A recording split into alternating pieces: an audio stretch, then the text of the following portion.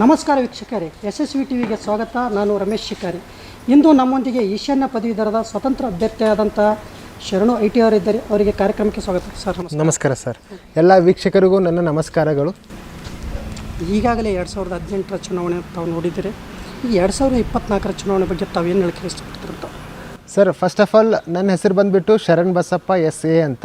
ನನ್ನ ತಂದೆ ಹೆಸರು ಶ್ರೀಮಂತಪ್ಪ ಅಂತ. ಜನ ನನಗೆ ಶರಣ್ IT ಅಂತ ಅವರೇ ಇಟ್ಟಿರೋ ಹೆಸರಿದೆ, ಶರಣ್ IT ಅಂತ ರಿಕಗ್ನೈಸ್ ಮಾಡ್ತಾರೆ.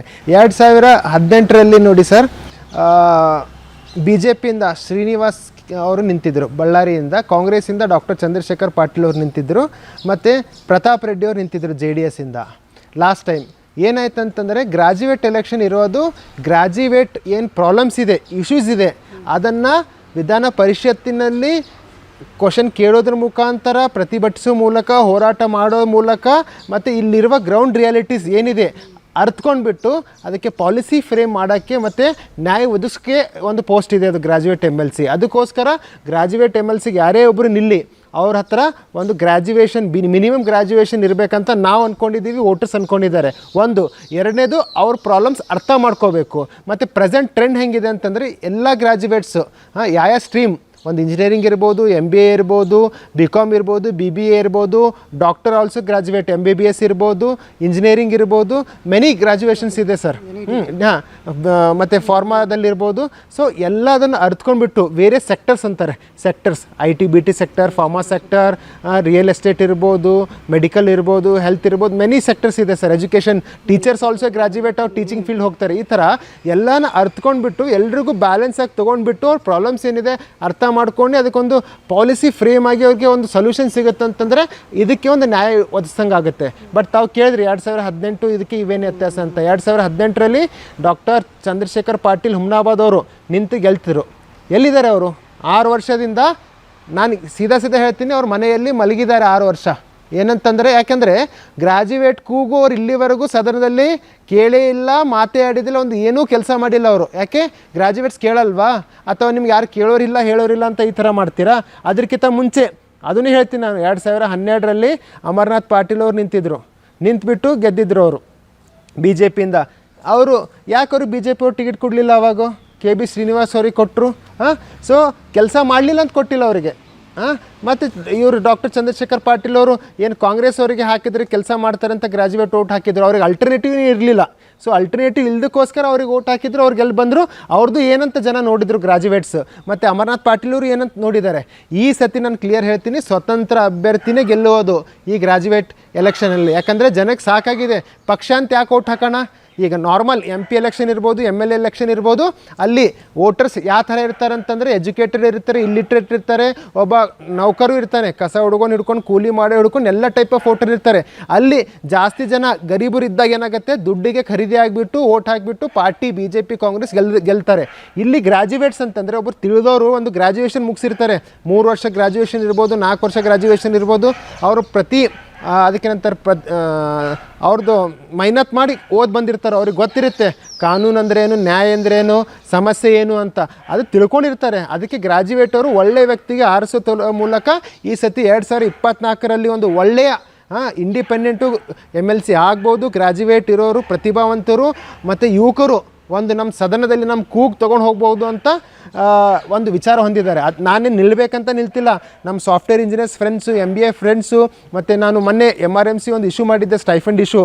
ಸೊ ಅಲ್ಲಿ 5 ಕೋಟಿ ರೂಪಾಯಿ ಅವ್ರ ಸ್ಟೈಫಂಡ್ 5 ತಿಂಗಳು ನಿಂತಿತ್ತು, ಅದು ಕೊಡಿಸಿದ್ದೆ. ಮತ್ತು ಈಗ ಪ್ರತಿ ತಿಂಗಳು 1,20,00,000 ರೂಪಾಯಿ HK ಸೊಸೈಟಿಯಿಂದ ಅವ್ರಿಗೆ ಸ್ಟೈಫಂಡ್ ಹಣ ಬರ್ತಾ ಇದೆ. ಇದನ್ನು ಗ್ರ್ಯಾಜುಯೇಟ್ಸ್ ಅಲ್ಲ, ಅಲ್ಲಿ ಸುಮಾರು 300 ಗ್ರ್ಯಾಜುಯೇಟ್ಸ್ ಇದ್ದರು. ಅವ್ರ ಇಶ್ಯೂ ರಿಸಾಲ್ವ್ ಮಾಡಿದ್ದೀನಿ. ಸೊ ಅದೇ ಥರ ನಮ್ಮ 7 ಜಿಲ್ಲೆಗಳೇನು ಬರ್ತೇವೆ ನಾರ್ತ್ ಈಸ್ಟು, ಎಲ್ಲ ಕಾಲೇಜಸಲ್ಲಿ ಸೇಮ್ ಪ್ರಾಬ್ಲಮ್ ಇದೆ. ಕರ್ನಾಟಕದಲ್ಲಿ ಸೇಮ್ ಪ್ರಾಬ್ಲಮ್ ಇದೆ. ಮೊನ್ನೆ ಟೈಮ್ಸ್ ಆಫ್ ಇಂಡಿಯಾದಲ್ಲಿ ನನ್ನ ಆರ್ಟಿಕಲ್ ಬಂತು, ಏನಂತಂದರೆ it has to reform entire Karnataka India level issue ಅಂತ.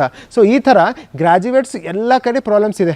ಅನ್ಎಂಪ್ಲಾಯ್ಮೆಂಟ್ ನೋಡ್ತಾ ಇದ್ದೀರಲ್ವ ಯಾವ ಮಟ್ಟಕ್ಕೆ ಏರಿದೆ. ಇವತ್ತಿನ ದಿವಸ ವೋಟರ್ 1.5 ಲಕ್ಷ ಇದ್ದಾರೆ ಗ್ರ್ಯಾಜುಯೇಟ್ ನಾರ್ತ್ ಈಸ್ಟಲ್ಲಿ, ಈಶಾನ್ಯ ಪದವಿ ಮತಕ್ಷೇತ್ರಕ್ಕೆ. ಬಟ್ ಗ್ರ್ಯಾಜುಯೇಟ್ಸ್ ಇರೋರು 5 ಲಕ್ಷ ಜನ ಇದ್ದಾರೆ. ಅವರಿಗೆ ಸರಿಯಾದ ಮಾಹಿತಿ ಇಲ್ಲದೆ ಕಾರಣ, ಮಾಹಿತಿ ಕೊರತೆ ಕಾರಣ ಅವರು ಎನ್ರೋಲ್ಮೆಂಟ್ ಆಗಿಲ್ಲ.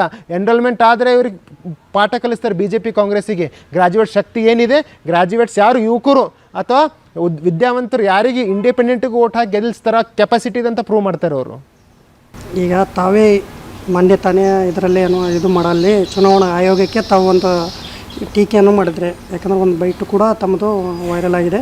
BJP ಮತ್ತು ಕಾಂಗ್ರೆಸ್ ಅಭ್ಯರ್ಥಿಗಳು ಅಲ್ಲಿ MLC ಎಲೆಕ್ಟ್ಗೆ ಅನರ್ಹರು ಅಂತ ತಾವು ಹೇಳ್ತಾ ಇದ್ರಿ. ಯಾವ ರೀತಿಯಾಗಿ ಹೇಳ್ತಾಯಿದ್ರಿ? ಚುನಾವಣೆ ಆಯೋಗ ಯಾವ ರೀತಿಯಾಗಿ ಅದನ್ನು ಒಪ್ಪಿಗೆ ನೀಡಿತ್ತು? ಎಸ್, ಈಗ ನೋಡಿ, ಅಮರ್ನಾಥ್ ಪಾಟೀಲ್ ಅವರು BJPಯಿಂದ ಈ ಸತಿ ಮತ್ತೆ ಕಂಟೆಸ್ಟ್ ಮಾಡಿದ್ದಾರೆ, ಟಿಕೆಟ್ ಕೊಟ್ಟಿದ್ದಾರೆ. ನಾನು ಇಷ್ಟು ಕೇಳೋಕ್ಕೆ ಇಷ್ಟಪಡ್ತೀನಿ, ಅಮರ್ನಾಥ್ ಪಾಟೀಲ್ ಅವರೇ ತಮ್ಮದು ಗ್ರ್ಯಾಜುಯೇಟ್ ಮುಗ್ದಿದ್ರೆ BCom ಅಂತ ಮೆನ್ಷನ್ ಮಾಡಿದ್ರೆ ಅಫಿಡೇವಿಟ್, ಅವ್ರು ತಂದು ನೀವು ಪ್ರೆಸ್ ಮೀಟ್ ಮಾಡಿ ತೋರಿಸ್ರಿ, ನಾನು ನಿಮ್ಮ ಗುಲಾಮ್ ಆಗ್ತೀನಿ, ನಾನು ನಿಮ್ಮ ಮನೆಯಲ್ಲಿ ಕಸ ಹೊಡೋಕಿರ್ತೀನಿ, ನಾನು ಕಸ ಹೊಡೋಗಕ್ಕ ಅಷ್ಟು ನಾನು ಕಾನ್ಫಿಡೆಂಟಾಗಿ ಹೇಳ್ತೀನಿ. ನಿಮ್ಮ ಗ್ರ್ಯಾಜುಯೇಷನ್ ಮುಗ್ದಿಲ್ಲ, ನೀವು ಸುಳ್ಳು ಅಫಿಡೇವಿಟ್ ತುಂಬಿಟ್ಟು BCom ಅಂತ ಬರೆದಿದ್ದೀರಾ. ಇದರಿಂದ ವೋಟರ್ಸ್ಗೆ ಏನು ಮೆಸೇಜ್ ಹೋಗುತ್ತೆ ಅಂತಂದರೆ, ಅಮರ್ನಾಥ್ ಪಾಟೀಲ್ ಅವ್ರು ಗ್ರ್ಯಾಜುಯೇಟ್ ಹರ, ನಾವು ವೋಟ್ ಹಾಕಬೇಕು, ಒಳ್ಳೆಯವರಿದ್ದಾರೆ, ಮತ್ತು BJP ಪಾರ್ಟಿ ಅದಕ್ಕೆ ಕೊಟ್ಟಿದೆ ಟಿಕೆಟ್ ಅಂತ. ತಾವು ಪಾರ್ಟಿಗೂ ಮೋಸ ಮಾಡಿದ್ದೀರಾ, ಪಾರ್ಟಿಯಲ್ಲೂ ಕ್ಲಿಯರ್ ಹೇಳಿಲ್ಲ ನೀವು ಗ್ರ್ಯಾಜುಯೇಟ್ ಇದ್ದೀರಾ ಇಲ್ಲ ಅಂತ. BJPಯಲ್ಲಿ ಎಷ್ಟು ಜನ ಇದ್ದಾರೆ ಯುವಕರು ಮತ್ತು ಕಾರ್ಯಕರ್ತರು ಗ್ರ್ಯಾಜುಯೇಟ್ ಮುಗ್ದವರು? ಸಾವಿರಾರು ಜನ ಇದ್ದಾರೆ. ಅವರಿಗೆಲ್ಲ ಮೋಸ ಆಗಿದೆ. ಅವ್ರಿಗೆ ಟಿಕೆಟ್ ಕೊಟ್ಟು ನಿಲ್ಲಿಸ್ಬೋದಿತ್ತಲ್ವ ಯಾರಾದರೂ ಒಬ್ಬರು ಗ್ರ್ಯಾಜುಯೇಟ್ ಓದಿರೋರು. ಅದು ಬಿಟ್ಬಿಟ್ಟು ನೀವು ನಿಮ್ಮದೇ ಒಂದು ಲಾಬಿ ಮಾಡ್ಕೊಂಡ್ಬಿಟ್ಟು ಹೈಕಮಾಂಡ್ ಮಟ್ಟದಲ್ಲಿ ಗ್ರ್ಯಾಜುಯೇಟ್ ಆಗಿದೆ, ನಾನು ಅದು ಇದ್ದೀನಿ ಇದು ಇದ್ದೀನಿ ಅಂತ ಹೇಳಿ ಟಿಕೆಟ್ ಗಿಟ್ಟಿಸ್ಕೊಂಡಿದ್ದೀರಾ. ಇದು ನಿಮಗೆ ಈ ಸತಿ ಸರ್ವೈವಲ್ ಆಗೋದಿಲ್ಲ. ಈ ಗ್ರ್ಯಾಜುಯೇಟ್ಸ್ ತಿಳ್ಕೊಂಡಿದ್ದಾರೆ ತಮ್ಮದು ಏನಿದೆ, ತಾವು ಯಾವ ಮಟ್ಟಕ್ಕೆ ಕೆಲಸ ಮಾಡ್ತೀರಾ, ಏನು ಮಾಡ್ತೀರಾ ಅಂತ ಅವ್ರು ತಮ್ಮ ಬುದ್ಧಿ ಕಲಿಸ್ತಾರೆ. ಇದು BJP ಅವ್ರದ್ದು ಒಂದು ಕತೆ. ಕಾಂಗ್ರೆಸ್ದವ್ರು ಹೇಳ್ಬೇಕಂತಂತಂದರೆ, ಕಳೆದ 6 ವರ್ಷದಿಂದ ಒಬ್ಬ ಗ್ರ್ಯಾಜುಯೇಟ್ MLCಗೆ ಸುಮಾರು 2 ಲಕ್ಷವರೆಗೂ ಸ್ಯಾಲ್ರಿ ಮತ್ತು TA DA mobile bills allowances ಎಲ್ಲ ಸೇರಿ ಬರುತ್ತೆ. ಮತ್ತು 1 ಲಕ್ಷ ರೂಪಾಯಿ ಎಕ್ಸ್ಟ್ರಾ ಮೆಡಿಕಲ್ ಅಲೌನ್ಸಸ್ ಆಗಿರ್ಬೋದು, ಬೇರೆದೆಲ್ಲ ಸೇರಿಬಿಟ್ಟು nearly 2.5-3 lakhs rupees per month ಬರುತ್ತೆ. ಇಂಟು 72 ಮಂತ್ಸ್ ಆದರೆ 2,10,00,000 ರೂಪಾಯಿ ಆಯಿತು. ಸ್ಯಾಲರಿನೇ ಇದು ಎಲ್ಲ ಅಲೌನ್ಸಸ್ಸು. ಸೊ ಇಷ್ಟೆಲ್ಲ ದುಡ್ಡು ಸ್ಯಾಲರಿ ಒಬ್ಬ ರಾಷ್ಟ್ರಪತಿಗೆ ಎಷ್ಟಿರುತ್ತಲ್ವ ಆ ಲೆವೆಲ್ ಇದೆ. ನೀವು ತೊಗೊಂಡ್ಬಿಟ್ಟು ಏನು ಮಾಡ್ತಾಯಿದ್ದೀರಾ? ಮನೇಲಿ ಮಲ್ಕೊಳಕ್ಕೆ ತೊಗೊಳ್ತಾ ಇದ್ದೀರಾ, ಆರಾಮ್ ರೆಸ್ಟ್ ಮಾಡ್ತಾ ಇದ್ದೀರಾ, ಅಥವಾ ಸದನಕ್ಕೆ ಸತಿ ಹೋಗಿದ್ದೀರಾ, ಏನು ಕ್ವಶನ್ ಕೇಳಿದ್ದೀರಾ, ಅಥವಾ ಗ್ರ್ಯಾಜುಯೇಟ್ಸ್ ಮೀಟಿಂಗ್ ಎಷ್ಟು ಮಾಡಿದ್ದೀರಾ, ಯಾವುದಾದ್ರೂ ಒಂದಾದರೂ ಜಾಬ್ ಫೇರ್ ಮಾಡಿದ್ದೀರಾ? ಅಮರ್ನಾಥ್ ಪಾಟೀಲ್ ಅವರು ತಾವು 6 ವರ್ಷ ಇದ್ರಿ MLC ಗ್ರ್ಯಾಜುಯೇಟು, ಮತ್ತು ಚಂದ್ರಶೇಖರ್ ಪಾಟೀಲ್ 6 ವರ್ಷ ಇದ್ದರು. ಒಂದಾದರೂ ಜಾಬ್ ಫೇರ್ ಮಾಡಿದ್ದೀರಾ? ಈ ಭಾಗದಲ್ಲಿ ಯುವಕರು 5 ಲಕ್ಷ ಗ್ರ್ಯಾಜುಯೇಟ್ಸ್ ಇದ್ದಾರೆ. ಸುಮಾರು ಕಂಪನೀಸ್, ಸಾವಿರಾರು ಕಂಪನೀಸನ್ನು ಕರೆಸ್ಬಿಟ್ಟು ಗುಲ್ಬರ್ಗಾದಲ್ಲಿ ಅಥವಾ ಬೀದರಲ್ಲಿ ಮತ್ತು ಕೊಪ್ಪಳ, ರಾಯಚೂರು, ಬಳ್ಳಾರಿ ಇಲ್ಲಿ ಎಲ್ಲಾದರೂ ಒಂದು ಭಾಗಕ್ಕಾದರೂ ಜಾಬ್ ಫೇರ್ ಮಾಡಿದ್ದೀರಾ? ತಮ್ಮ ಕೊಡುಗೆ ಏನಿದೆ?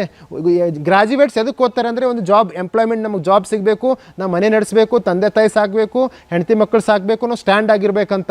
ಅದನ್ನೇ ಆಗ್ತಾ ಇಲ್ಲ. ಅನ್ಎಂಪ್ಲಾಯ್ಮೆಂಟ್ ರೇಟ್ ಜಾಸ್ತಿ ಆಗಿದೆ. ಇವ್ರು ಏನಿಲ್ಲ ಗೆದ್ದು ಬರೋದು ಟಾಟಾ ಬೈ ಬೈ ಅನ್ನೋದು. ಈಗ Rahul Gandhi ಟೀಕಿಸ್ತಾರೆ tata bye bye ಅಂತ. ಇವ್ರಿಗೆ ಹೇಳ್ಬೇಕು ನಾವು ಟಾಟಾ ಬೈ ಬೈ. ಯಾರಿಗೆ? ಅಮರ್ನಾಥ್ ಪಾಟೀಲ್ ಅವರಿಗೆ ಮತ್ತು ಚಂದ್ರಶೇಖರ್ ಪಾಟೀಲ್ ಅವರಿಗೆ. ಈಗ ತಾವೇ ಹೇಳಿದ್ರಿ, ಎಸ್, ಅಮರ್ನಾಥ್ ಪಾಟೀಲ್ ಅವರು MLC ಆಗಿ ಒಂದು ಸಾರಿ MLC ಆಗಿದ್ದಾರೆ. ಎಸ್, ಇದಕ್ಕೂ ಕೂಡ ನಿಮಗೆ ಮುಂಚೆ ಅವರು BCom ಪದವಿ ಹೊಂದಿದ್ದಾರಾ ಇಲ್ಲ ಅಂತ ತಮಗೆ ಸರ್ ನನ್ನ ಹತ್ರ ಮಾಹಿತಿ ಇದೆ. ಅವ್ರು 2012ರಲ್ಲಿ ಅಫಿಡೇವಿಟ್ ಏನು ತುಂಬಿದ್ದಾರೆ, BCom ಇನ್ಕಂಪ್ಲೀಟ್ ಅಂತ ಇದೆ. ಅಂದರೆ 1983ಯಲ್ಲಿ BCom ಇನ್ಕಂಪ್ಲೀಟ್ ಅಂತ ಅಫಿಡೇವಿಟ್ ತುಂಬಿದ್ದಾರೆ. ಈ ಸತಿ BCom ಅಂತ ತುಂಬ್ತಾರೆ ಅವ್ರು. ಅಂತಂತಂದರೆ ಅದು ಇನ್ಕಂಪ್ಲೀಟ್ ಅಂತೂ ತುಂಬಿಲ್ಲ, ಇಯರು ತುಂಬಿಲ್ಲ. ಇದನ್ನು ನಾನು ಸ್ಕ್ರೂಟ್ನಿ ದಿವಸ, ಮೊನ್ನೆ ದಿವಸ 17 ತಾರೀಕು ಸ್ಕ್ರೂಟ್ನಿ ದಿನ ರೀಜನಲ್ ಕಮಿಷನರ್ ಎದುರುಗಡೆ ಕ್ವಶನ್ ರೈಸ್ ಮಾಡಿದೆ. ಅವರು ಸುಮಾರು 1 ಗಂಟೆ ಅವರು ನಾಮಿನೇಷನ್ ಸೈಡಿಗೆ ಇಟ್ಬಿಟ್ಟು ಎಲ್ಲರದ್ದು ಅಕ್ಸೆಪ್ಟ್ ಆದಮೇಲೆ ಲಾಸ್ಟಿಗೆ ಅವರು ಕಾನೂನು ಬುಕ್ ಪ್ರಕಾರ ರೀಪ್ರೆಸೆಂಟೇಟಿವ್ ಪಬ್ಲಿಕ್ ಆ್ಯಕ್ಟ್ 1951 ಪ್ರಕಾರ ಯಾವುದೇ ಒಂದು ಕಾಲಮಲ್ಲಿ ನಾಮಿನೇಷನಲ್ಲಿ ತುಂಬಿರೋದು ಬಿಟ್ಟಿದ್ರೆ ಅಂತಂದರೆ ಆವಾಗ ಮಾತ್ರ ರಿಜೆಕ್ಟ್ ಆಗುತ್ತೆ. ಅಥವಾ ವಯಸ್ಸು 30 ಇರಬೇಕು ಒಂದು ಗ್ರ್ಯಾಜುಯೇಟ್ MLC ನಿಲ್ಲಕ್ಕೆ, ಅದಕ್ಕಿಂತ ಕಮ್ಮಿ ಇದ್ದಾಗ ಮಾತ್ರ ರಿಜೆಕ್ಟ್ ಆಗುತ್ತೆ ಅಂತ ಉತ್ತರ ಕೊಟ್ಬಿಟ್ಟು, ಅಲ್ಲಿ ವಿಡಿಯೋ ರೆಕಾರ್ಡಿಂಗ್ ಆಗಿದೆ. ನಾನು ಅಬ್ಜೆಕ್ಷನ್ ಮಾಡಿದ್ದು, ಮತ್ತು ನಂಗೆ ಲೆಟ್ರ್ ಕೂಡ ಕೇಳಿದ್ರು, ಅಬ್ಜೆಕ್ಷನ್ ಲೆಟ್ರ್ ಕೊಟ್ಟಿದ್ದೀನಿ. ಮತ್ತು ಅಲ್ಲೆಲ್ಲ ಇಂಡಿಪೆಂಡೆಂಟ್ ಕ್ಯಾಂಡಿಡೇಟ್ ನನ್ನ ಲೆಟ್ರಿಗೆ ಸೈನ್ ಮಾಡಿದ್ದಾರೆ ಅಬ್ಜೆಕ್ಷನ್ ರೈಸ್ ಮಾಡಿದ್ದಕ್ಕೆ, ಮತ್ತು ಅವರು ಅಕ್ಸೆಪ್ಟ್ ಮಾಡಿದ್ದಾರೆ. ಫರ್ದರ್ ನಿಮ್ದೇನಾದರೂ ಡೌಟ್ ಇತ್ತಂದರೆ ನೀವು ಕೋರ್ಟಿಗೆ ಹೋಗ್ಬೋದು, ಹೈಕೋರ್ಟಿಗೆ ಅಂತ ಹೇಳಿದ್ದಾರೆ. ನಾನು ಶತಸಿದ್ಧ. ಅಮರ್ನಾಥ್ ಪಾಟೀಲ್ ಅವ್ರು ಗೆದ್ದರೆ ಕೋರ್ಟಿಗೆ ಹೋಗ್ತೀನಿ ಕ್ಲಿಯರ್ಲಿ, ಮತ್ತು ಅವ್ರ ಸದಸ್ಯತ್ವ ರದ್ದಾಗುತ್ತೆ. ಯಾಕಂದರೆ ಅಫಿಡೇವಿಟಲ್ಲಿ ಸುಳ್ಳು ಮಾಹಿತಿ ಕೊಟ್ಟಿದ್ದಕ್ಕೆ ಹೈಕೋರ್ಟ್ ಏನು ಹೇಳುತ್ತೆ, ಸುಪ್ರೀಂ ಕೋರ್ಟ್ ಏನು ಹೇಳುತ್ತೆ ಅಂತಂದರೆ, ಯಾವೇ ಅಭ್ಯರ್ಥಿ MLA ಆಗಿರ್ಬೋದು, MP ಆಗಿರ್ಬೋದು, MLC ಆಗಿರ್ಬೋದು, ಅವ್ರ ಸದಸ್ಯತ್ವ ರದ್ದಾಗುತ್ತೆ. ಮತ್ತು ಅವರಿಗೂ ಡಿಸ್ಕ್ವಾಲಿಫಿಕೇಷನ್ ಮಾಡಿ 6 ವರ್ಷ ಒಂದು ಇದನ್ನು ಸಜ್ಜನು ಅಂದರೆ ಎಲೆಕ್ಷನ್ ನಿಲ್ಲಬಾರ್ದು ಜಜ್ಮೆಂಟ್ ಕೊಡ್ಬೋದು. ಇದು ಉದಾಹರಣೆಗಳು, ಎಷ್ಟೋ ಉದಾಹರಣೆಗಳಿದೆ. ಒಂದು ಮತ್ತು ಡಾಕ್ಟರ್ ಚಂದ್ರಶೇಖರ್ ಪಾಟೀಲ್ ಅವ್ರು ಏನಿದೆ ಅಫಿಡೇವಿಟ್ ಕೊಟ್ಟಿದ್ದಾರೆ ಈ ಗ್ರ್ಯಾಜುಯೇಟ್ ನಾರ್ತ್ ಈಸ್ಟ್ಗೆ, ಈಶಾನ್ಯ ಪದವೀಧರಿಗೆ. ಅಲ್ಲಿ ಅವ್ರು ಏನು ಅಂತಂದರೆ ಬಾಂಡ್ ಇರುತ್ತೆ. ಸಪೋಸ್ ನಮ್ದು ಇಬ್ಬರದ್ದು ಅಗ್ರಿಮೆಂಟ್ ಆಗಿತ್ತಂದರೆ ತೊಗೊಳ್ತೀವಿ bond, first party second party ಅಂತ. ಅವ್ರದ್ದೇನಿಲ್ಲ, ಫಸ್ಟ್ ಪಾರ್ಟಿ ಅವ್ರದ್ದಿದೆ, ಸೆಕೆಂಡ್ ಪಾರ್ಟಿ ನಾಟ್ ಅಪ್ಲಿಕೇಬಲ್ ಅಂತ ಇದೆ ಬಾಂಡಲ್ಲಿ. ಅವ್ರು ಅಫಿಡೇವಿಟ್ ಮಾಡಿದ್ದಾರೆ. ಅಂದರೆ ಅಫಿಡೇವಿಟ್ ಎದಕ್ಕೆ ಕೊಡ್ತಾರೆ ರಿಟರ್ನಿಂಗ್ ಆಫೀಸರ್ಗೆ ಅಂದರೆ, ನನ್ನ ಆಸ್ತಿ, ನನ್ನ ಸಾಲ, ನನ್ನ ತಂದೆ ತಾಯಿ ಅಥವಾ ಅವಲಂಬಿತರು, ಹೆಂಡತಿ ಮಕ್ಕಳು, ಇಷ್ಟು ಆಸ್ತಿ ಇದೆ ಅಂದರೆ, ನಾನು ಈಗ ಎಲೆಕ್ಷನ್ ನಿಂದ್ರವಾಗಿ ಇಷ್ಟಿದೆ, ಮತ್ತು ಮುಂದೆ ಗೆದ್ದ ಎಷ್ಟಾಗುತ್ತೆ ಒಂದು ಕಂಪ್ಯಾರಿಸನ್ ಸಿಗೋಕ್ಕೆ, ಏನಾದರೂ ಕೆಟ್ಟ ಕೆಲಸ ಮಾಡಿ ದುಡ್ಡು ಗಳಿಸ್ತೀನೇನೋ ಅಂತ, ಅಥವಾ ಕ್ರಿಮಿನಲ್ ಕೇಸಸ್ ಇತ್ತಂತಂದರೆ ಸಜಾ ಆಗಿದ್ದು ಪೆಂಡಿಂಗ್ ಕೇಸಸ್ಸು ತೋರ್ಸೋಕ್ಕೆ, ನಮ್ಮ ವಿದ್ಯಾರ್ಹತೆ ತೋರ್ಸೋಕ್ಕೆ, ಇದು ಜನರಿಗೆ ಗೊತ್ತಾಗಲಿ ಕ್ಯಾಂಡಿಡೇಟ್ ಬಗ್ಗೆ ಅಂತ ಒಂದು ಅಫಿಡವಿಟ್ ತೊಗೋತಾರೆ. ಅದೇ ಪ್ರಾಪರ್ ಇಲ್ಲ ನಿಮ್ಮ ಇಬ್ಬರದು ಅಂತಂದಮೇಲೆ ನೀವು ಎಲೆಕ್ಷನ್ ಹೆಂಗೆ ಕಂಟೆಸ್ಟ್ ಮಾಡ್ತೀರಾ ಅಥವಾ ಗೆಲ್ತೀರಾ, ಹೆಂಗೆ ನೀವು ದುಡ್ಡಿನ ಬೆಲೆದ ಮೇಲೆ ಈ ಸತಿ ಗೆಲ್ಬೇಕಂತ್ಕೊಂಡಿದ್ದಾರೆ ಬಿ ಜೆ ಪಿ ಕಾಂಗ್ರೆಸ್. ಈಗ ನನಗೆ ಬಂದಿರೋ ಮಾಹಿತಿ ಪ್ರಕಾರ ಬಿ ಜೆ ಪಿ ಕಾಂಗ್ರೆಸ್ ಅವರು 500,000 ರೂಪಾಯಿ ಕೊಟ್ಬಿಟ್ಟು ಓಟು ಖರೀದಿ ಮಾಡ್ತಾ ಇದ್ದಾರಂತ. ನಾನು ಹೇಳೋಕ್ಕೆ ಇಷ್ಟಪಡ್ತೀನಿ, ಗ್ರಾಜ್ಯುಯೇಟ್ ಅವರಿಗೆ ಸ್ವಾಭಿಮಾನ ಇದ್ದರೆ ಅವ್ರು 5 ಕೋಟಿ ಕೊಟ್ಟರು ನೀವು ಓಟು ಸೂಕ್ತ ಅಭ್ಯರ್ಥಿಗೆ ಹಾಕಿ. ನಾನು ಸೂಕ್ತ ಇದ್ದರೆ ಮಾತ್ರ ಹಾಕಿ, ಇಲ್ಲಾಂದರೆ ಬೇಡ. ಯಾಕಂದರೆ ಸೂಕ್ತ ಅಭ್ಯರ್ಥಿಗೆ ಹಾಕಿ. ನಂದು education bachelor of engineering, master of business administration ಇದೆ. ನೀವು ಸೂಕ್ತ ಇದ್ದರೆ ಮಾತ್ರ ಹಾಕಿರಿ, ಇಲ್ಲ ನನಗಿಂತ ಸೂಕ್ತ ಇದ್ದರೆ ಬೇರೆಯವ್ರಿಗೆ ಹಾಕಿ.